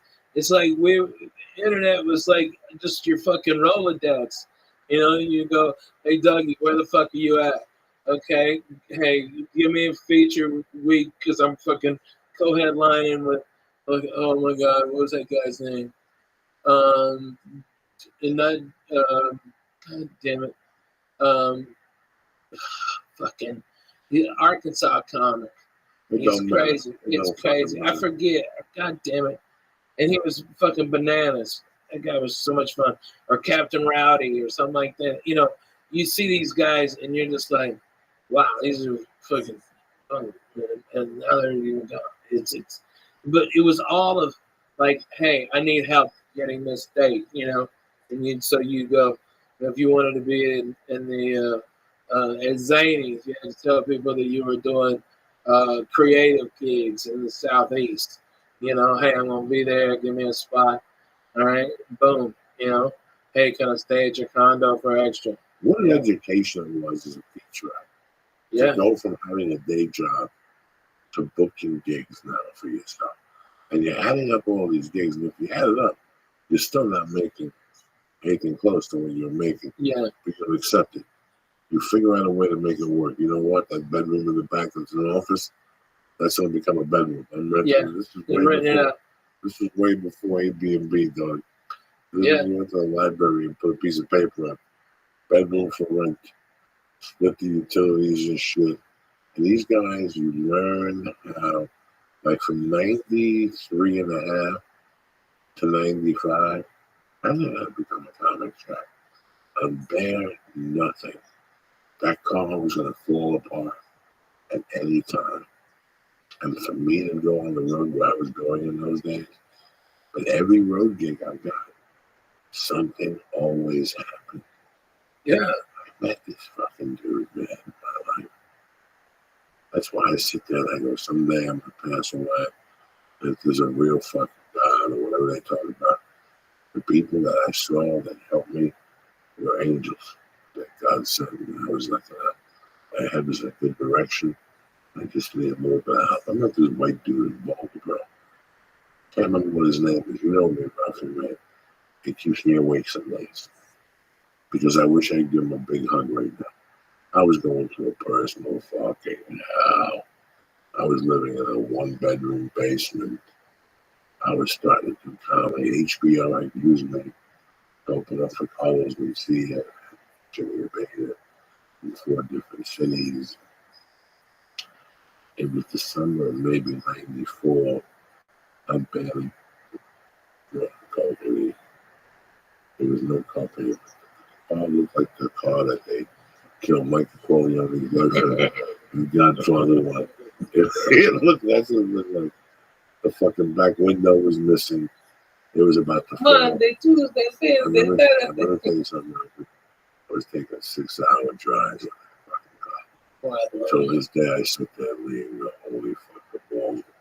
What I was doing for $250. I was driving to Cheyenne, Wyoming, or somewhere in Wyoming. And when you get there, it's beautiful. You know what I'm saying? There? It's 3 feet of snow.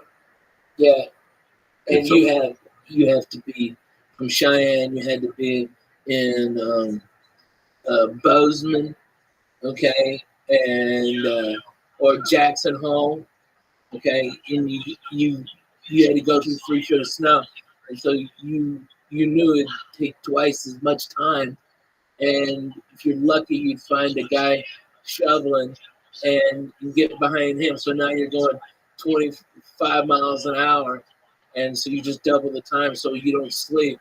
You just take no-dose and drink Mountain Dew, and get a Gatorade and piss in the Gatorade bottle. What Just about go. the night you get to 250 and you need every fucking dime of it? You gotta take it home. Yeah, But on the way in, you walk in, it's beautiful. You walk out, there's a foot of snow that's really coming down. You don't have the money to fucking in a hotel. right. You don't want to take the chance of drive. I You can almost shower yourself out and go behind the supermarket dude, and get a blanket. I used to have a blanket in that truck, lease I had. man, I ain't here to line up what a lease I had. I remember one time I can tell you, I got one just like that. I know you did. You had that Toyota. Yeah, man. I That got to sleep Toyota in that was a Toyota. fucking bedroom. Yeah, Guys, I could I tell slept you in my car so much. 100 times I slept in a car in fucking 2 years. Yeah, easy. Easy being a comedian. No, and I And had not no giving a fuck. No, I You give can a wake shit, up anywhere and get stabbed in the fucking neck, though. without a doubt. Oh my God, I would go behind hotels.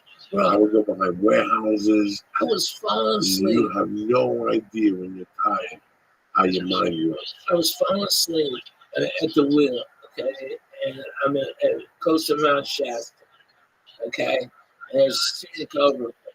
And I pull in there, okay? I go to sleep in the back of my truck, all right? It's like 50 degrees, all right? And I got my pistol, I'm in my sleeping bag.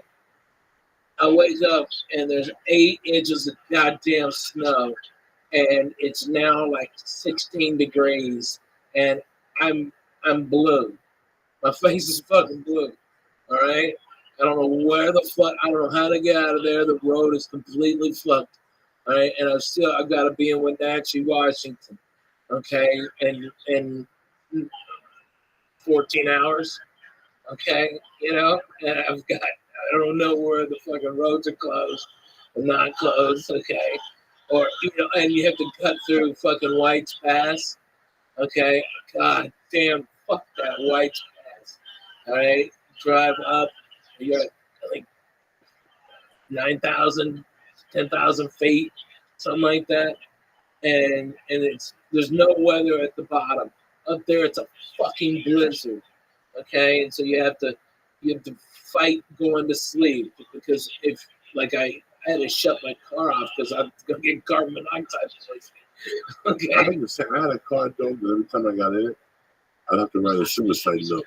Right. Because the smoke would go into the fucking cockpit. Yeah. And I would get a headache after 20 minutes. I'd have to pull over, get out of the car, walk. I wish this was a joke. No. It would take me from Portland to Seattle. It's supposed to take me 2 hours. It would take me 5 hours. Because I had to stop every 20 minutes to get out of the fucking car. That's what I did for $100 in those days. Yeah. I would drive to Seattle to a Mexican restaurant in Portland, to Donna Richards, and I would do the $125 gig and drive back to fucking Seattle. You're crazy, man. How many Roger Paul gigs did you do with the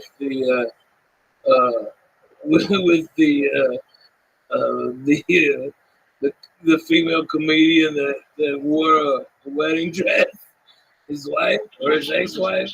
I think one, you know, was you. Oh, really? Oh, my God. Yeah, I got no. on a string, and man, wow, that was an extreme show. I'll tell you what you do learn about comedy that Ralphie knows is that sometimes things happen and you scratch your head for 5 fucking years. Because I was just talking to you, and there used to be another company that used to do comedy when I fucking started. They were Dana and Douglas. Phenomenal. And I sent them a tape. They gave me a co-headliner when I couldn't even MC. They said, we love your stage presence.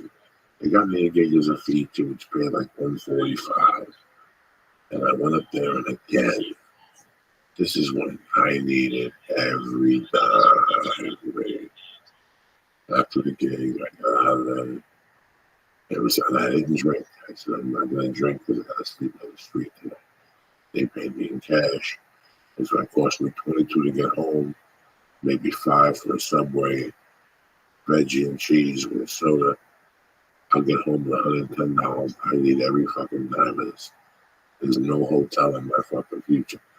In those days, I had a trunk and I had a Corolla, and there was everything in there. A basketball, 2 blankets, a pillow, fucking snow boots, regular shoes, hiking boots, explosives, a flare, a canteen filled with water, you fucking name it. And it was in there, but if you moved one of them, it was me. I had everything in there Scott's fucking tight. I had a stick across the back. I would hang clothes back there so I could hide back there if I had to sleep in the car. I figured out a way to kick the front seat and push it forward. I had it jacked up, dog. I fitted a thing. My buddy was a half a fag engineer in Boulder. He was a genius. He made me a thing so I could put on the bottom. So where you put your feet now wasn't there. It became part of your mattress. I had that little car going, man. Got unbelievable places I slept. Yeah, man. How I would walk into hotels and eat the free breakfast, brush my teeth, Fuck yes, exactly. wash my face, walk past the front guard, walk into the hotel, leave, take a tremendous shit, piss, wipe my ass really good because it got dirty overnight in that fucking car. I would brush my teeth, wash my hair, push my eyebrows back, gargle, and then have everything in my jacket. And then I'd walk like I owned the truck. Yeah. What's for breakfast here? For $9.95. You stay in the hotel last night? Yeah, what room? 62A. Lisa, yeah. I mean, go sit down. And of course, you fucking $8.90 a fucking table for everything you could eat. Are you crazy? Like you slept in a car one night. You eat one of everything. Cantaloupe, Rice Krispies. You eat a bagel. You eat a cinnamon bun. Those buffets you go and eat, you eat one of everything. Yeah, you could even go back to come You just slept in a car to do your fucking dream. Your diet really doesn't matter. Dude, man. That's what killed me. Your diet at that point really doesn't matter. I remember going back one time and somebody going, Johnny, you're putting on weight. So I bought a basketball man on the road. And I forced myself to go to the back of every hotel in the parking lot and run around with a basketball. I did that for about 3 months. That's how retarded I was. So where are you going to be the next couple of weeks? I'm going to be at Harrah's at the beautiful casino Harrah's. You know what I like about it? I got to be honest. The most thing I really like about it is there's no shiny shirt, half of fags over there. Okay, it's like a bunch of real people. Okay, it's $15. It's like a blackjack. You can have a good time. Drink pretty good booze, okay? They've got great restaurants. There's a Ruth Chris if you want to steak me. I mean, come on, who's better than that? And it's easy. You got to take Lee with you as your real man. Man, Lee, I want you to come out, you fool. Okay, listen, Hercules. I got a 5-bedroom house. They done rented me with a good-ass pool and everything. Lee is a legend. What's He's got a skin problem. Oh, Jesus. You gotta get Lee a room that's sanitized. Okay. All right. Done. Done. I'll put him at the beautiful Caesar's Palace. No. Good God, no. Don't stay at Airbnb. And I don't need it. I don't need it. I don't even mind. You're gonna want John in Las Vegas. You know what I'm saying? Mi familia, no más, en Nevada. What are you drinking? Champagne? Champagne cocktail? Champagne cocktail. Champagne cocktail. Yeah, staying on Airbnb and blankets. He's got a sneak on the middle man. Lee's one of those kids, bro. You know, Lee's one of those guys in Vegas. And you get them high. Yeah. It's really, you know, Lee thinks like when Lee was allowed at the South Point, Lee was very interesting to me. Mm-hmm.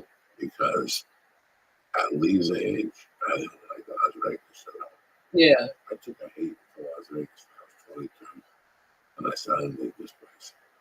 I'm from New York City. I can do this. I gotta walk around with cameras. And they watch in the bathrooms. They watch everything, Jack. For me to get down, for me to come to your city in '84, I had to know I could snort in beats. Mm-hmm. I could go to a bar and back out like I used to do in Houston. But you can't even talk to them. I go that Park in? No. Yeah. Fuck yeah. I'll park in. Or our house. No. Fuck another bar where you get jaundice that had no windows. That bar there, I used to walk in there, I couldn't even fucking talk. But anyway, I make a fucking long story short. I don't know what the whole fucking story short was. It's, what's up, Lee? When I was allowed at the South Point.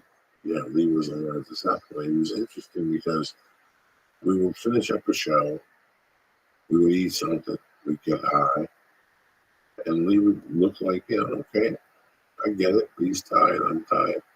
And the next day, I heard a tremendous story. He got up at 2, brushed his hair, and came down. He won till 5. And at 5:30, he bumped into a friend who put bad luck on him. And he went back to the table. That's aggressive.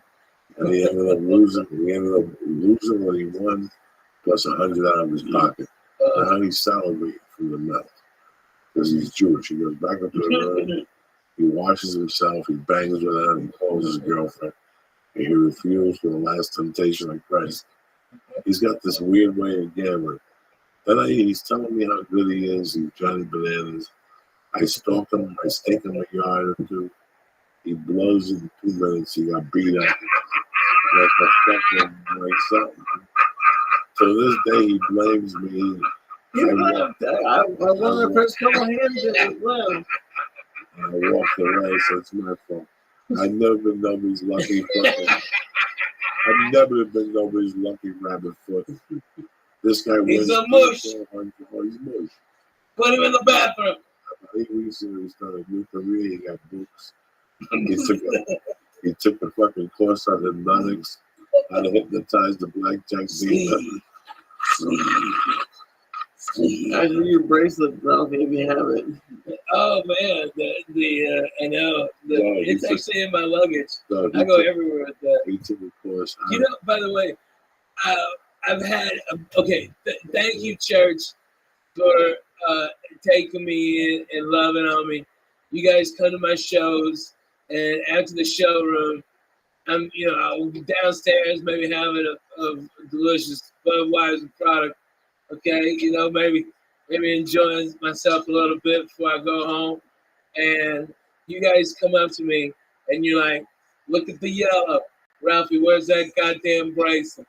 We fucking love that. And because of this, I've gotten tons of fans and they've come in and they've loved me, and I just say thank you.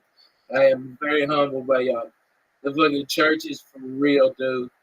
Your people, they do not fuck around. In Denver, I had like 5 guys go do it. I'm from the church, and they brought me reefer. Okay, I had to leave. Dude, I love comedy. Man, they'll give you Buffalo. Oh my God, Buffalo. They come running.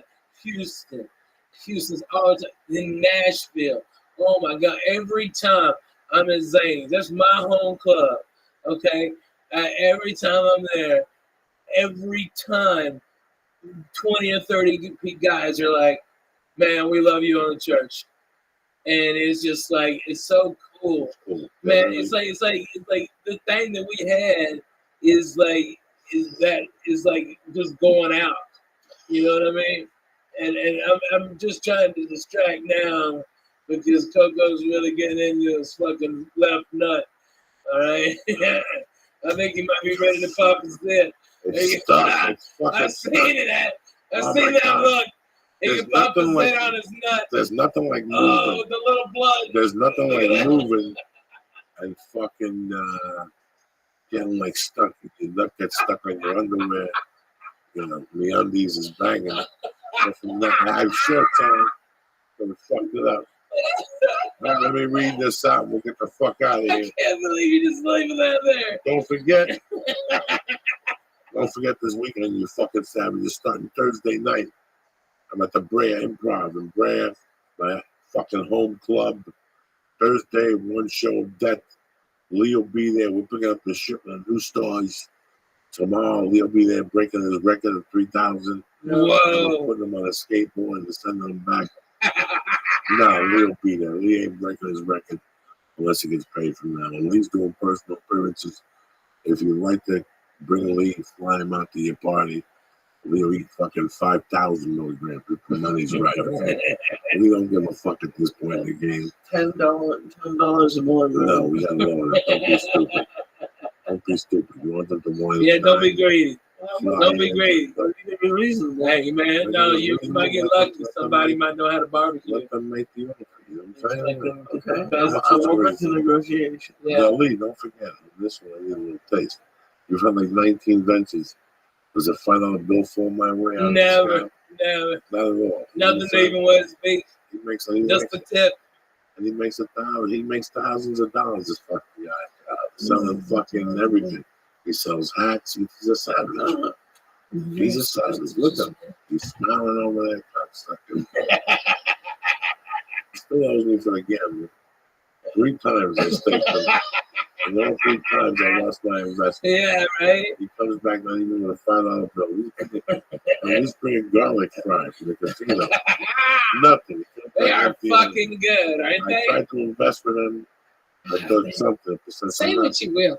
The fucking South Florida casinos got great fucking food. Yes, they do. That Their fucking fucking seafood steakhouse is fucking amazing. And seafood bars, okay? I like the one at Harris better on that one, but I gotta be honest with you. You got sushi right there. You got, I think it's one of the best food in any casino. I mean, they're fucking bomb over there. They're doing it, Jack. That I like Italian that. I like express that rate. fucking breakfast, dog. I'm Fuck happy yeah. with the 3 eggs and the fucking bacon. Can you imagine? Fuck yeah. That's how simple I've become. Here we go, motherfuckers. The church is brought to you by one of my favorite products. Let me explain something. I did business with these guys about 3 years ago when we first started. Am I bullshitting? No, they're one of our first. They're one of our first Partners. sponsors. They sent us a bunch of stuff. Till today, I still use their products, okay? So this is how much I like. I always kept their razors. I always kept the main stem. I think they sent me like 3 main stems over the years. And I still have a fucking backup, okay? I don't know how they do it. But as far as razors and fucking the whole package, they're the best in the business. And what makes them even better is they deliver it right to your house. You made the smarter choice by switching to Dollar Shave Club. That's a smart choice right now. Dollar Shave Club will always be the smarter choice. Why? Because you get a great shave at a great price. And it's conveniently delivered right to your door. It's an awesome life hack, no-brainer choice.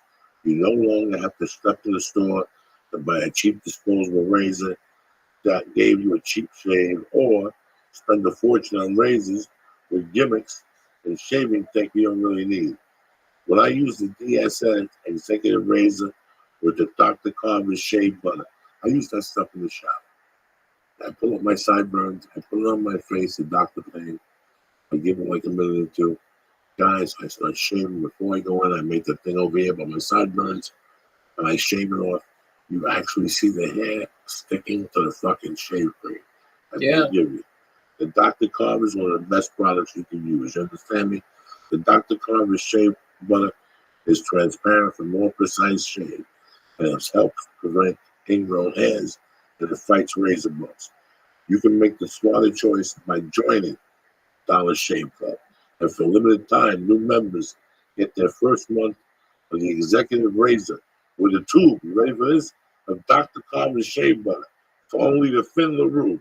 For $5 with free shipping. You're not going to beat that nowhere. After that, razors are just a few bucks a month. That's a $15 value for $5 in your first month's box.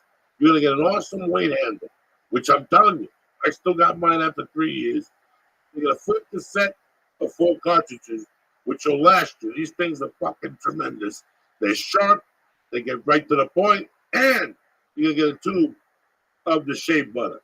After your first month, replacement cartridges ship automatically at their regular price. There are no hidden fees and no commitments. Cancel at any time. You can only get this offer from us at dollarshaveclub.com/church. Again, 1 month for $5. That's dollarshaveclub.com/church. Again, make the smarter choice. $5. dollarshaveclub.com/church. Number 2, let me talk to you about something. These days, you get everything on demand. It's like this podcast. So why the hell are you still going to the post office, dealing with limited hours, standing in line like a mook, when you can get postage on demand with stamps.com? Anything you can do at the post office, you can do right now from your desk with stamps.com. Buy and print official postage for any letter or package using your own computer and printer. And unlike the post office, stamps.com never closes. Listen, you got a little couple cocktails in you, you're in the mood to work, you got a couple things to ship out. Who needs sleep? Get the postage whenever you need it, 24/7, all right? Whenever my wife uses stamp.com, she loves it. You know why? She puts it out there, and the mailman comes and picks it up. That's how good and convenient this works. You still got my stamps.com? I do. I still have the scale. It works great. Tremendous. So what we're going to do is this. Right now, you're going to use my name, Joey, for the special offer. We're going to give you a 4-week trial. This includes postage, and we're going to send you a digital scale. Don't wait. Go to stamps.com before you do anything else. Click on the radio microphone at the top of the homepage and type in Joey. Listen, you got a small business. You're trying to get a small business started. This is the economical way to go. You're one-man army. You don't have time to hire somebody to go to the post office.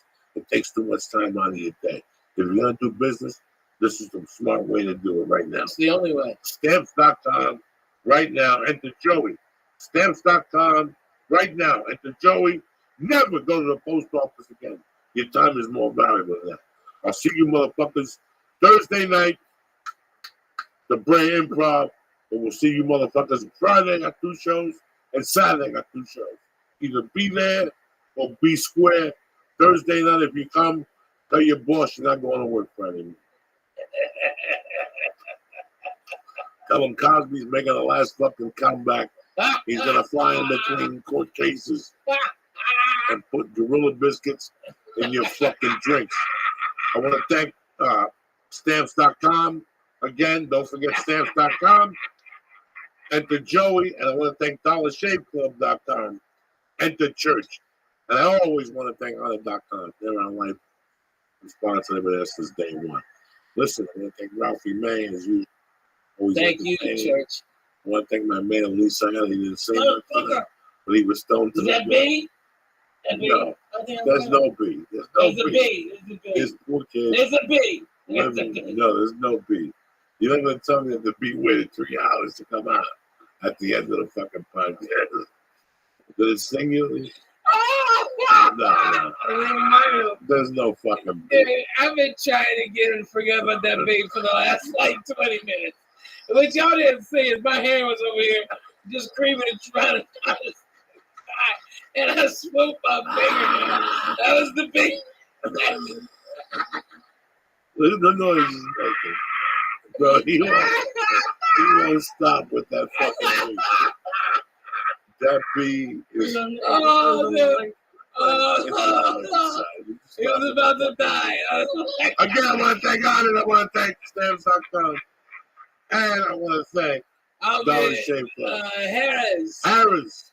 All of June, no July. Yeah, no July, no August, but then I'm back in the fall. Okay, they give me the summer off because God bless them, I'm fucking way too 2,000 degrees. 1,000 degrees, fucked out, like I'll blow up. Okay, I couldn't take it. But I'm at Harris Thursday, Friday, Saturday. Come on, you guys are great. I love you. You're coming out to Vegas. I'll make you laugh hard. I promise. Okay, I'm bona fide. I love you. Have a good night. Stay black. See you Wednesday, cocksuckers. Hit it. Hit that music, man. Here you go, Lee. Oh, shit.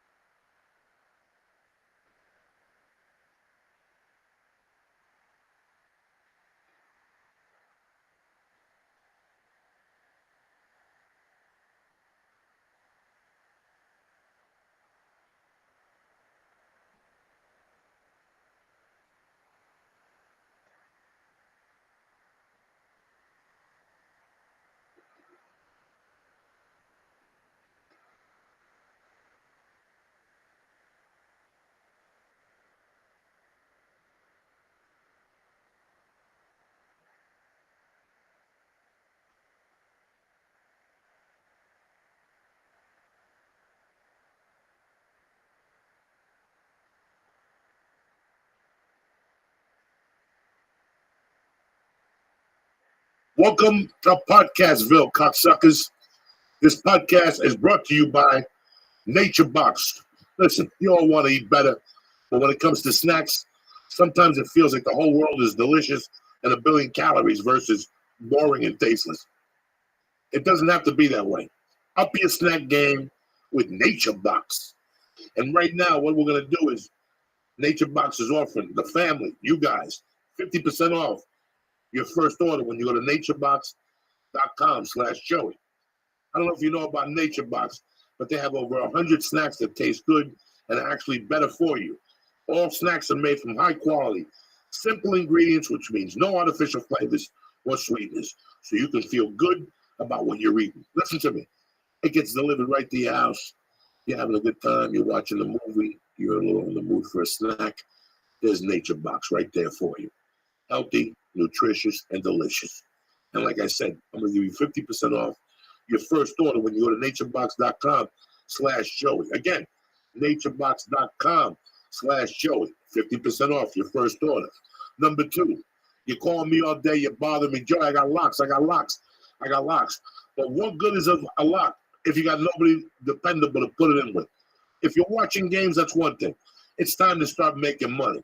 MyBookie is the industry-leading website that hooks you up with all your betting needs.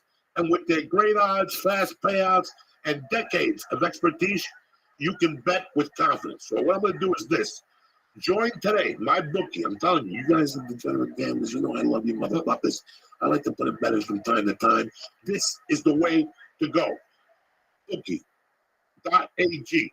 You join now, and MyBookie will match your deposit with up to 100% bonus. Use promo code CHURCH to activate the offer. Visit mybookie.ag and use promo code CHURCH today. I'm going to break it down to you. You play, you win, you get paid. Go to mybookie.ag. You're happy that you did. Tell them Uncle Joey sent you.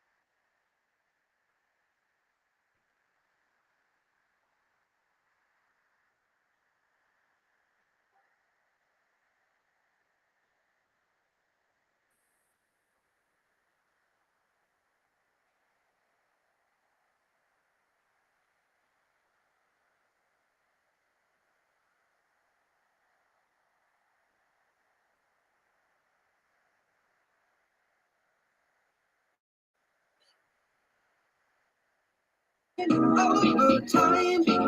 Where does it stop? Where do you dare me to draw the line? You got a body, now you want my soul. Don't even think. Greetings, you bad motherfuckers. Before we even start the podcast, obviously you guys have heard the horrible news. Our dear friend passed on Friday. A lot of you people hit me up and said if we could do like a memorial podcast. And I was going to have a bunch of people come in and call in and stuff like that. You know what? I knew Ralph for 20 years. I could do a fucking thing on him by myself. Backwards. I got my little brother, Steve Simone, who's got a heart of gold. And the fucking Christ killer's here as usual. Fucked up to the gills. What's happening, gentlemen? How are you, Joey? Good. Friday I'm in jiu-jitsu. I walk out the door. I got no calls. I get in the car. I start the car. And all of a sudden I got a call from a dear friend. And I answered. She was crying. And I knew right there what she was crying about because she spoke to Ralphie all the time. It was his longtime friend and publicist, Stacy Pocaludo. And, I came up with Stacy and I heard her cry and I knew right away. And I drove home. You called at one point. The phone started ringing. She told me not to say nothing because the family didn't know yet. I thought it was too late. By the time I got home, TMZ had released it, and then the phone started ringing. And I just sat there fucking confused. I didn't know. I couldn't put the pieces together. I called my wife. She was at Target. She fucking lost it. My wife loved him to death. He gave us a crib. We didn't ask him for a fucking crib. And he goes, yeah, I'm going to give you something for the baby. And that's when fucking UPS is not going to do it with a fucking crib that's worth $10,000 with buttons. And it was just, so I knew it was going to kill her. He knew what she liked, the southern shit that they grew up on. Yeah. So, she was crying about that the other day. He's the only one I know with mud pies, some shit, But it was even sad. And then the call started coming in from all over. I called my brother George, who was walking into our grandmother's wake. Oh, God. And I go, "You ready? I even got worse news for you, George. Ralphie's gone." And, he called me on later at that night. He was dealing with his grandmother's fucking death. And also that piled Ralphie on him. And I felt bad after I did it, but I didn't want him to hear it somewhere. Yeah, you had to. I called my friend Pete in Houston, who was a dear friend of Ralphie's, Pete Pirelli. You ever get to meet Pete Pirelli? People don't like him. I love him to death. He was one of the first guys that headlined me, and he loved Ralphie. And that's how it went down. Friday was basically just a shock. And then Friday night was when it got worse a little, when I started realizing what was going on, when Ari called and Josh Wolf called late night. And I had spoken to Josh that afternoon after it happened. He was upset, and next thing you know, fucking Sarah Tiana called, and I tried to butter her up and tell her, "Don't worry, I got that edible for you." And that's what stopped her from crying. And then Saturday, I had to do kid stuff, and every once in a while I would realize, for people who have experienced death before, and a lot of you have, it's a magnitude of emotion, and then you go numb, and then time is the healer. Whatever in levels, you get better in levels, and but the number one thing is coming to grips with it. Like, my body and mind still haven't come, because I wouldn't talk to him sometimes for 4 days of the shot. So my body's just, he was supposed to come into LA last week. The plan was for him to come to LA last week. If you looked at the convent store on Tuesday, he had a spot at the store Tuesday night. Wow. So we were going to try to do the podcast Wednesday, and then he was going to fly back because he was going to get the Comedian of the Year. So when I didn't think about him coming in. I assumed he was doing a podcast Wednesday. So when I went to the store Tuesday night, when you're at the store, you go down there, who wants to take a picture, you bump into somebody you haven't seen in a while. Yeah. Next thing you get in your car without knowing. I got here at 6:30 today without my bag. I came home, sometimes you have so much on your mind. Absolutely. And I got in the car and headed up Laurel Canyon. The next thing you know, fucking, when I get to the house, I'm laying in bed with the sleep apnea mask on. I'm like, wait a second. I didn't see Ralphie today. So the first thing Wednesday morning, I called just to make sure. I didn't know if he had the kids, Tuesday. And then he went over or something. And he said no, that he didn't feel well. He had the pneumonia. But he had a different angle to him. I could always make him laugh. On this day, I couldn't make him laugh. Something wasn't right. And I hung up on him. I didn't think nothing odd. I just thought maybe he'd be having a bad day. Yeah. And I came on and I told Lee that night. We had a podcast Wednesday night by ourselves. And I sat here and I told Lee that I didn't think Ralphie had much time. That didn't have anything to do with the pneumonia. Yeah. It didn't have nothing to do with that. It had to do with a tone in your voice that I recognized. One day when I was a kid, I fucking was leaving the house. Getting ready to leave. You're getting ready to leave and the phone rings, and we had no caller ID in those days. Yeah. I went and I picked up the phone. It was my mom. And she goes, "I'm here. I'm going to get something to eat, and then I'm going to come home because I don't feel good." But I'll never forget, I left the house thinking, her voice sounded weird. I didn't know then until years later that she died that night. Well, Ralphie had it wasn't a heart attack. It wasn't congestive heart failure. It wasn't, it's what the Chinese call you die of a broken heart. You die from the inside out. Sometimes so many things are going on in your life, and at one point, something just strikes you, and you ain't coming back from that. It's not a depression. It's a different level. It's the level that I don't want to do this no more. That's a complete different level than depression. Yeah. The level when, you know why they found him. He missed radio. He didn't go to radio. It was Friday morning. So, I know he's in a better spot. I know in the last couple of years he's been living with a lot of pain, so now he's pain-free. Things happen in your life sometimes, especially during a divorce, that you can't believe are happening. You are not going to believe this is happening. And if your faith is fucked up and if things are going on wrong, it pushes past the boundary and you don't come back from that boundary. After my divorce, I had a hard time, guys. If it wasn't This is a stupid thing, but comedy saved my life, guys. I'm telling Lee, Steve Simone, the people at home. Comedy saved my life in a weird way. Yeah. Weird fucking way, because the divorce killed me. The divorce was one thing. Yeah. The kids, my daughter, that whole thing in the beginning, I couldn't handle this. But it's not like I'm in a Liam Neeson movie and somebody took my kid. Yeah. It's the person's closest to you. That hurts from a different angle. I'm not saying anything bad about anybody, but I'm just saying during a divorce, when you have children involved and they start becoming a pawn in the divorce, it takes away from you. You know, he didn't want to come here anymore. He didn't want to read for TV shows. He was done. You know, the road sales, if you look at his things, it's not like he tweeted his dates. He could care less if he showed it, his fucking shows, you know. Yeah. It was something, and I tried to go on the road. About 2 years ago, I offered to go open for him and to walk in the daytime. I remember. Remember that? I said, listen, I'll take the money cut. It's not about the paper. It's what the amount of things I learned from watching Ralphie. You know, it doesn't take, I said this 1,000 times, you know, it doesn't take a fucking book or anything to learn about people, especially with comedy. You know, like the amount of stuff I learned from Ralphie was like going to fucking, what's that pasta place with the endless bowl? Yeah, Olive Garden. Olive Garden. That's what Ralphie was, my Olive Garden when it came to comedy.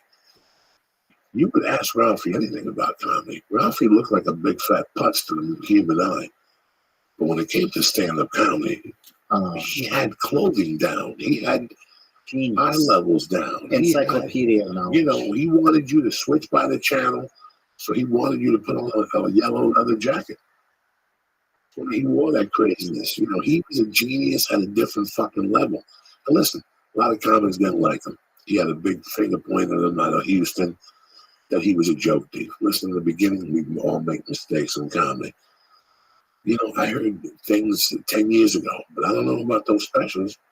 Those specials are solid. The first 3 or 4 of them were fucking solid. I don't know. Bigger and blacker and all that shit. That shit made me laugh. So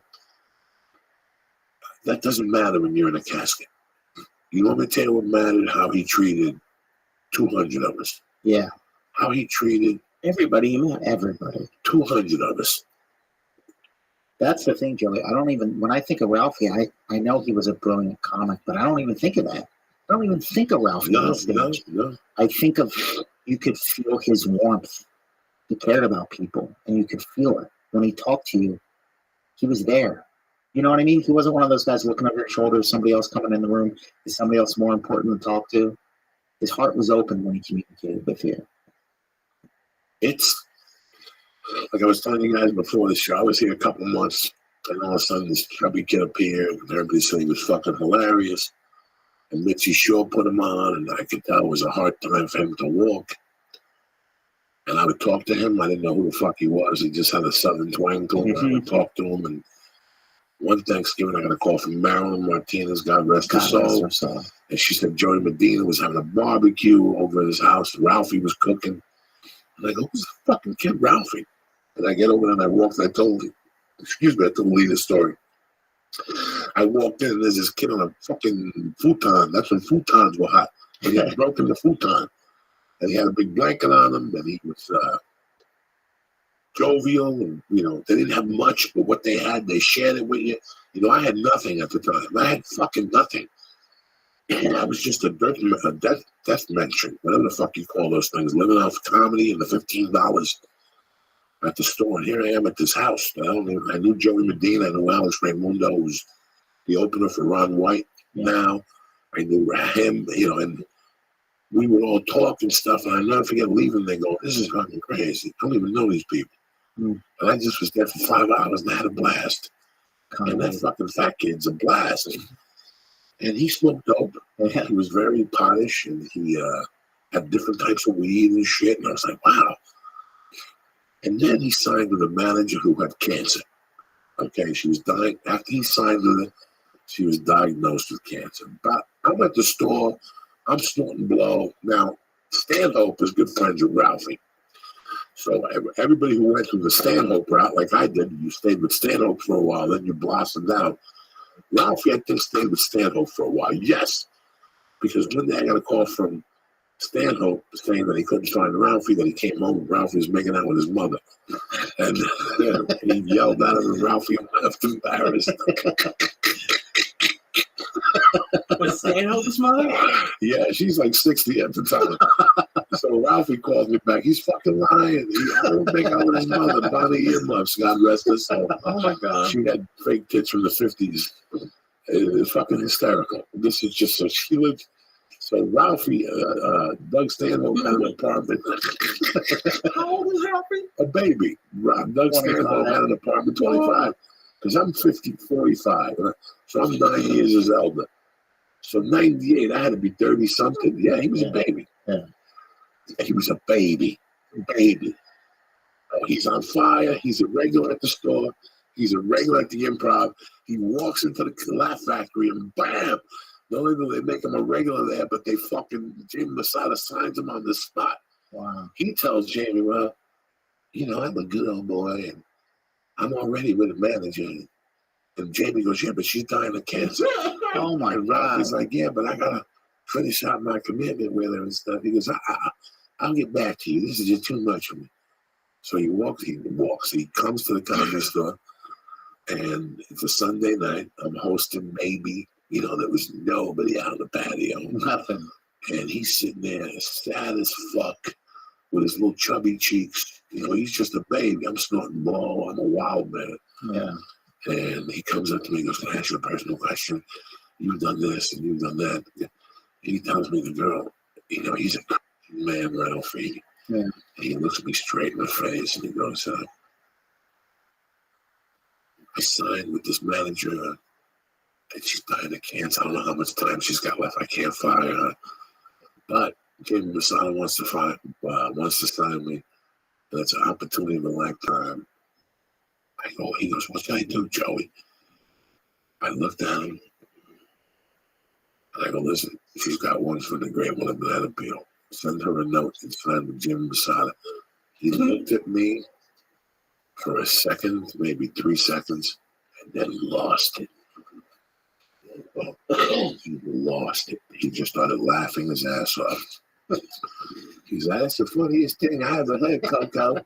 You know, Coco. Oh my gosh. Yeah, that was it. That's exactly the same Coco. tone. That's exactly it. Oh. That's the funniest thing I ever heard, Coco. Okay, so now I end up at his house fucking 4 nights a week drinking. Him and Jody Fertig and John Wesley had this fucking vodka, and they would bring up the fucking Bloody Mary. Bloody Mary mix from Houston. I remember. You remember that shit? You used to tell they would do a whole run to Houston and get the bottles of that shit, and they get queso, and then we would sit there. This is way before. John was there already. Me, Jody, and Ralphie May would drink a bottle of vodka with that Bloody Mary mix. I'd be in the bathroom sneaking bumps. You know, he never judged me. He never really. It was nothing like that. It was nothing like that. It was just, he was just a regular guy. Then he asked me where I was from. And I would tell him about this before I told anybody anything. Yeah. Like, I never told anybody anything. Where you from, Jersey? Well, the hell my town play football. That's it. Nobody knew nothing. And one night, he just asked me. And I just started telling him Georgie stories and Carmen Balzano stories and stories of me growing up in my mother's block. So we left it at that. Yeah. Okay? He tells me one day, like a month later, he goes, Coco, one day I'm going to come up to this North Bergen, you know, whatever the fuck he says to me. She goes, I'm going to be in Jersey in August or something. He goes, I'm bringing my car. I'm going to drive up to North Bergen to see if this shit's real. Wow. Okay, something happens, bro. And I get a call to New Jersey, like that whole run I used to do, like Buffalo. And where am I? I'm in North Bergen. It's the summer of '99. Wow. And I had my pager. And sure enough, the pager goes off, and it's Ralphie. And he's like, you're not going to believe this. I'm on 48th Street and Kennedy Boulevard, headed up to Hashways on 76. You know, he's telling me all this. And I'm like, listen, before we go to Hashways, pull over on 69th Street. I'll be on the corner. What are you talking about? I said, I'm in town. Wow. I could hear it. He's like, I'll be right there. And all of a sudden, he came right to Georgie's house. He picked me up. I introduced him to Georgie. This is way before Last Comic Standing. Yeah. This is a while before Comic Standing. And I took him to a place called Hashway's Deli, where I had grown up on. Everybody has their personal deli. Yeah. This was my deli, and I was very proud of the roast beef on the rye. I would put it up against anybody, and I also put up the rice pudding up against anybody. Gotcha. Like that's what they were known for, the roast beef and the rice pudding. And if I brag about it, it's because it's real. You're going to go blind when you eat it. Yes. I took him to Hashways. He fucking had the roast beef. You know, he's 600 pounds, though. That's a different patois. He's from Houston. I'm taking him to North Bergen. I'm taking him to beef. What did he think? His head blew up. He became friends with the Hashways, and then he got to the point that every time he'd be in the area, he'd just go to Hashways and pick up a gallon of fucking rice pudding. Wow. They give him a container of whipped cream. That's great. They give him a can of whipped cream, and they give him a little thing of cinnamon. That's how he liked it. That's the type of guy Ralphie was. Then one day, I get a call from Veneri, the kid I grew up with, who was the assemblyman. Mm-hmm. And he goes, "Di, I just got a fucking, some big fat guy came in here yelling about North Bergen rules and shit." He says his name is Ralphie May. He's right up. I go, "Yeah, bro, that's family." Yeah. I go, "You're done. You're just meeting family." But I introduced him to George. I was going to have George called in today, but George is working the New York Comic Con. You know, and then their relationship, they're at giant games. Yeah, that's the type of guy Ralphie was. He made friends. If he was my brother, Ralphie took care of him. Yeah. Never mind. This went on while he was broke. I'll never forget 9/11. We were at Ralphie's house. He made a gumbo. On 9/11, that night, he made a gumbo for me, Jay Moore, Joey, a bunch of people over there. Mike Fagerman. Wow. 9/11 gumbo. 9/11 gumbo. Broke. He'd give me the last fucking dollar off his trip. Yeah. I still remember a night going over there. I had never heard of this guy. I had never seen it before. I am fucked up. In those days, I lived in my car. It was between my car and Ralphie's apartment. And I would park the car at night and pull the seat back on Vista between El Compadre and between Vista and whatever that street was, El Compadre's on Sunset. Sunset and Gardner. I would park 50 yards from Josh Wolf's apartment. I had a blanket. I would, whatever Coke I had left over, I would polish it off out there, and then I'd pop the seat back. I'd put the air conditioner on, and I'd wait till I got horny, and I'd jerk off 2 or 3 times in the car. People would be walking their dog past me at 4 in the morning. I'd be in the car pulling my yanker. And then I'd come in the blanket and walk to Ralphie's house. And it must have been 4 or something in the morning, because I would never go to Ralphie's coked up. I would always wait to come down, or at least look like. He would always leave the door open for me just to slip in at night. He'd put a pillow on the floor. And that's exactly what I would do. I'd come in with that cummy blanket, and I'd throw it over me with the pillow, and I'd sleep right there, bro. No shame. I was doing it for comedy, and he was the guy that was helping. But one night I'm coming over, and I come around the bed, and I hear voices, and I see smoke. Like there's a little fire.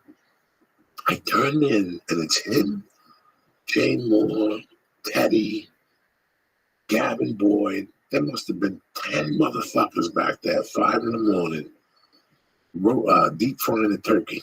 It's great. I'd never heard of that, Lee. All right. When he pulled that turkey out an hour later and let it sit, now it's daylight. They're getting beers and shit. I'll never. Nobody was doing blow. This was not a cocaine crowd. It was Ralphie was cooking a turkey. Probably delicious. It was delicious. I never tasted anything like that. That's the first time. But after that, I bugged them for years to do that fucking thing. Let's do it again. That was one of the best mornings, you know. Listen, man, I'm doing comedy now and everything's good and I have a family. But I told you guys, I would give my finger to go back to that life for a week with him in that apartment, because it was real camaraderie, and he had no reason to love me, and I had no reason to love him. Before the money, before the this was anything, just love. Just love. It was based on love. That's all we need. And he had people over there. He brought John Wesley up. He brought Jodie Fertig up. He brought Celine up. You know, I mean, This was a clique from Houston that was just, and he introduced them to me. Until today, they're my family. I mean, we lost Celine earlier this year, and Jody's doing her thing, and Gentry's doing her thing, and but I still talk to Stacy. Let's brought this whole thing. That's who's been there for me. I'm getting all my information basically from there, and I feel bad for her. I might have to hire her just out of what Ralphie did for me. And she's out of a job, and Ralphie's assistant who just had a baby, and he just lost his job with Ralphie and the insurance Ralphie was providing for him. So there's a lot of, you got to think about the two children, and what's going on there. And, it's one of those situations where I have a duty, I have a duty to check up on him, try and talk to him, and talk to the little boy. He's going to go through hell now. Yeah. I know what a young man goes through when you lose your father, especially when he was such a big figure and he meant so much to you. Yeah. So it's the effect that a death has, because he had two families. He really was a gangster. He really, really, really was a gangster. He had his home family and his comedy family. And I gotta tell you, man, you spoke to Ari? I left him a message. Okay. I went straight to voicemail. Yeah, he didn't sound too good. A lot of people ain't sounding too fucking good. He was so good to so many people, and that's why. He was such a good person. He cared. We live in a world where a lot of people don't care. No, they don't give a fuck. I still remember my surgery to get the fat ball out. And I got the stitches in there and shit, and I get a fucking call upstairs. I don't even have a cell phone. He called like the house phone. He's like, hey man, I'm downstairs. I'm like, oh, I just had surgery. I know, that's why I gotta see you. I went downstairs and he handed me a stack of cash and a rubber band. And he goes, here, so you don't have to worry about your surgery. You can relax. It was $1,000. I took it upstairs. I just gave it to my wife. I go, you're not going to believe this. Look at this. We needed the money like now, like yesterday. And I go, you're not going to believe this would happen. An angel just came to the fucking exactly what it was. There was a time where I got a flat tire. He called me and wanted me to score. What was the sushi place he went to? I mean, he went to the most expensive. He went to a sushi place in Hollywood, guys. Nobu or something? No. This is Beverly off La Cienega. Like, it's just movie stars. Like, I remember him calling me going, I'm sitting 2 feet from Clint Eastwood. Wow. Like, when you go in there, it's a metal detector, the whole fucking deal. When he first hit, when he got his $150,000 from Vegas, he took me there. And by that time, he had gone there already 3 times. He was just throwing money at the Japanese waiters and shit. No conveyor belt link. This is straight up gangster, okay? Like, the one time I went in there, the chick from Marvel was in there. The chick that was in Rounders, she played the chick at the pool hall, real hot. Did you ever watch Rounders, Lee? No. No, you never watched it, see? But I'm sure you watched some fucking stupid fucking movie or something. Anyway, that chick is hot now. The chick from Rounders, the long-legged brunette, you'd see her. You see her. She played, I saw her in there with Ralphie one day. Every time I went in there, I didn't see movie stars. I saw movie stars. Yeah, the real deal. Like, they were real deal. Like, he seen Clint Eastwood. I think as I was walking in one day, Tom Hanks was walking out. It's that type of stuff. Yeah. So, I don't even know this, but you know what I mean? Like, normal people. Okay, just, yeah. You go to La Cienega. You're on La Cienega and you make a left on Beverly, and it's right there. It's like a little Japanese house. And that's why you can't tell. It looks like a little Japanese house. Yeah. They got like a little Japanese valet. He takes the car and takes it underground. Nobody. And you walk in there, and he would walk in and go, and they would go, namaste. Whatever. Yeah. Whatever. Is it Bob Sushi? I don't know. I wouldn't know the name of it, even if he told me. He would walk in, and they would be yelling all that shit out, and he'd go, must be the money. He would just yell, must be the money. Oh, that's hysterical. And I would die of fucking laughter. When he first hit, guys, in 2005, let's just say, no, in 2004, he was already banging. Yeah. Right? He was already banging. I remember being on the road with Paulie. We went to a little club in Chattanooga called the Comedy Catch. And it was right after Ralphie had done Last Comic Standing. And they told me that he sold out everything. They added shows, and there were still lines down the block. And that was like 2003, 2004. Yes. Right after Last Because Comic I couldn't do Houston with him because I was doing Spider-Man 2. And then something happened. What the fuck happened? Something happened with him. And he got me a room in New York. Like, he was just fucking hooking balls. But I got the longest yard. Mm-hmm. I got a weekend somewhere. I got a weekend in Rascals, Jersey City. Yeah. And Ralphie called me, he goes, dog, where you staying? I go, he goes, no. I'm headlining Caroline's. I got a room for a feature. I got an extra room. Stay in the extra room. So I stayed with him. And that was the time I went up there. I got there at 3 o'clock. He got there, and I got there like at 4. He was there at 3 o'clock. I go, what are you doing? He goes, nothing. I'm in the room waiting. I go, come on over. Let's order some food. I go over there. I open the fucking door. And he's got a bag of weed in front of him. He's been smoking for 20 minutes. And there's candy wrappers everywhere. And that thing they leave at the hotel, you know, like when you go in there, they charge you $22 for a chocolate bar. Yeah. M&M's, I counted them. They had fucked it all up. Like the almonds, the fucking chocolate covered. We were howling. I go, Ralphie, what the fuck? Oh, you know. Cocoa. You know. It was a nonstop. He helped me so much. You know, like this is to normal people. People must be listening to me going, Joey sounds too calm for losing something of this magnitude because I have not digested. Right. I've lost so many people that it still doesn't digest with me. I lost a buddy at the beginning of the summer. Yeah. He's still alive in my brain. Yeah, this is one night when I'm coming home, I'm going to forget, and I'm going to press this fucking number on my phone, guys, and that's what I'm going to remember. And that's when it's all going to come to me that I haven't heard his voice, that he hasn't come on the podcast, that I'll never see him again.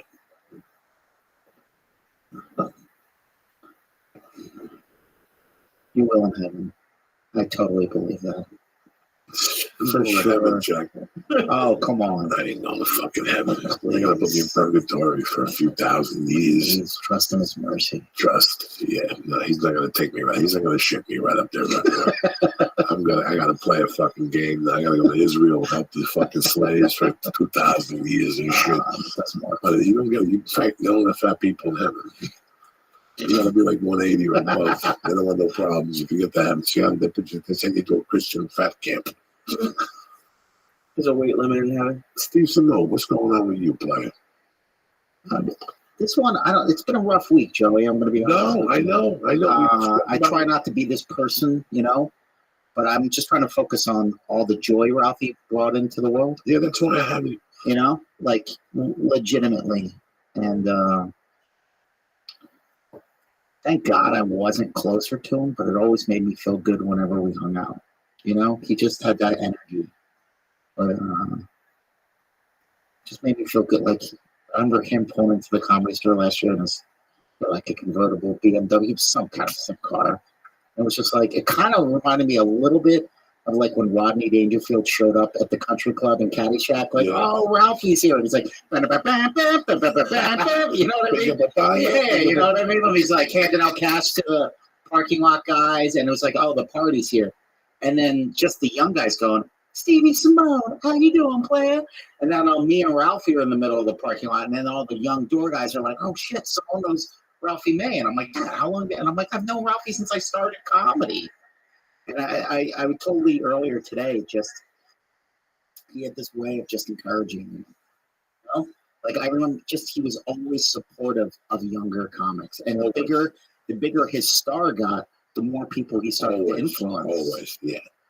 Always. And we would talk because he was really not happy the last couple of years. And my phone would ring sometimes at odd hours. And I would just get on the phone and talk to him. And I firmly believe, I'm not telling anybody else what to believe, but I think I'm praying that he has the peace now that he was searching for the last couple of years. You know? And I believe it. Like in my heart, it makes me feel good. I know he's in a better place. All I know is one thing, man.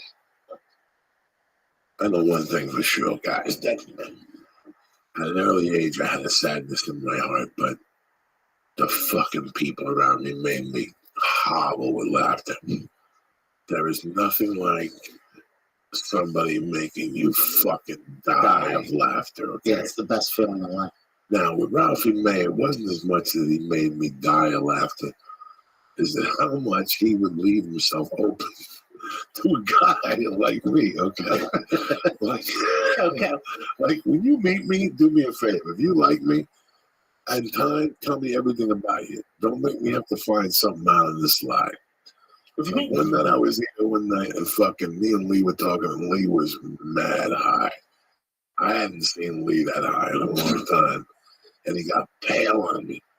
Pale. I mean, I got scared. I thought he was quitting or he's going to Boston to be with him. I got, you know, it was like something came over him and he told me the deepest, so he was like, you know, I hope we're cool. You know, you always like, brother, I don't give a fuck. Yeah. But Lee got to know me so good. He's like, I'm going to tell Joey. Before Joey finds out, I'm going to tell him that, you know, I used to be a tranny before.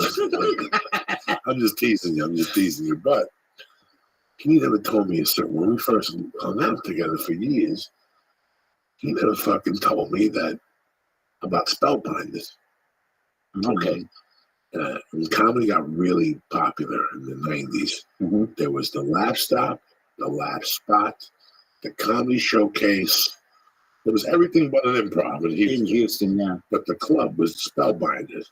If you ever went to the Houston Improv 10 years ago when it first opened, it was the old Spellbinders.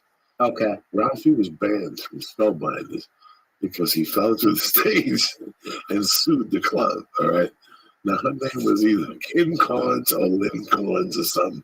Somebody sang a song with Kim Carnes. Oh, yeah. So this lady was Lynn Carnes. Voice is scary. No, whatever. So Lynn Carnes was the lady who booked the room. So when I found this information out, I didn't bust his balls. You know me, Doug. I'm with him. We'll get high. And and all of a sudden I look at him one day and listen, I just put a tape in. I worked them over. Listen, I just put a tape over it. Spellbinders. Can you commend me? You're baiting on. Oh, yeah. I was fucking him that way. You know what I'm saying? The way you said it, did he know that you knew? No. He didn't know I knew. So now he's got it. So it's me and him. And he had to tell me why he couldn't fucking, and he started right off with, let me tell you what happened. The stage was fucked up. You know what I'm saying? I went up there, my foot went through it, and I could never walk the same. So anytime we get in a squeaky position, like we were walking upstairs, and the stairs are going, I go, take the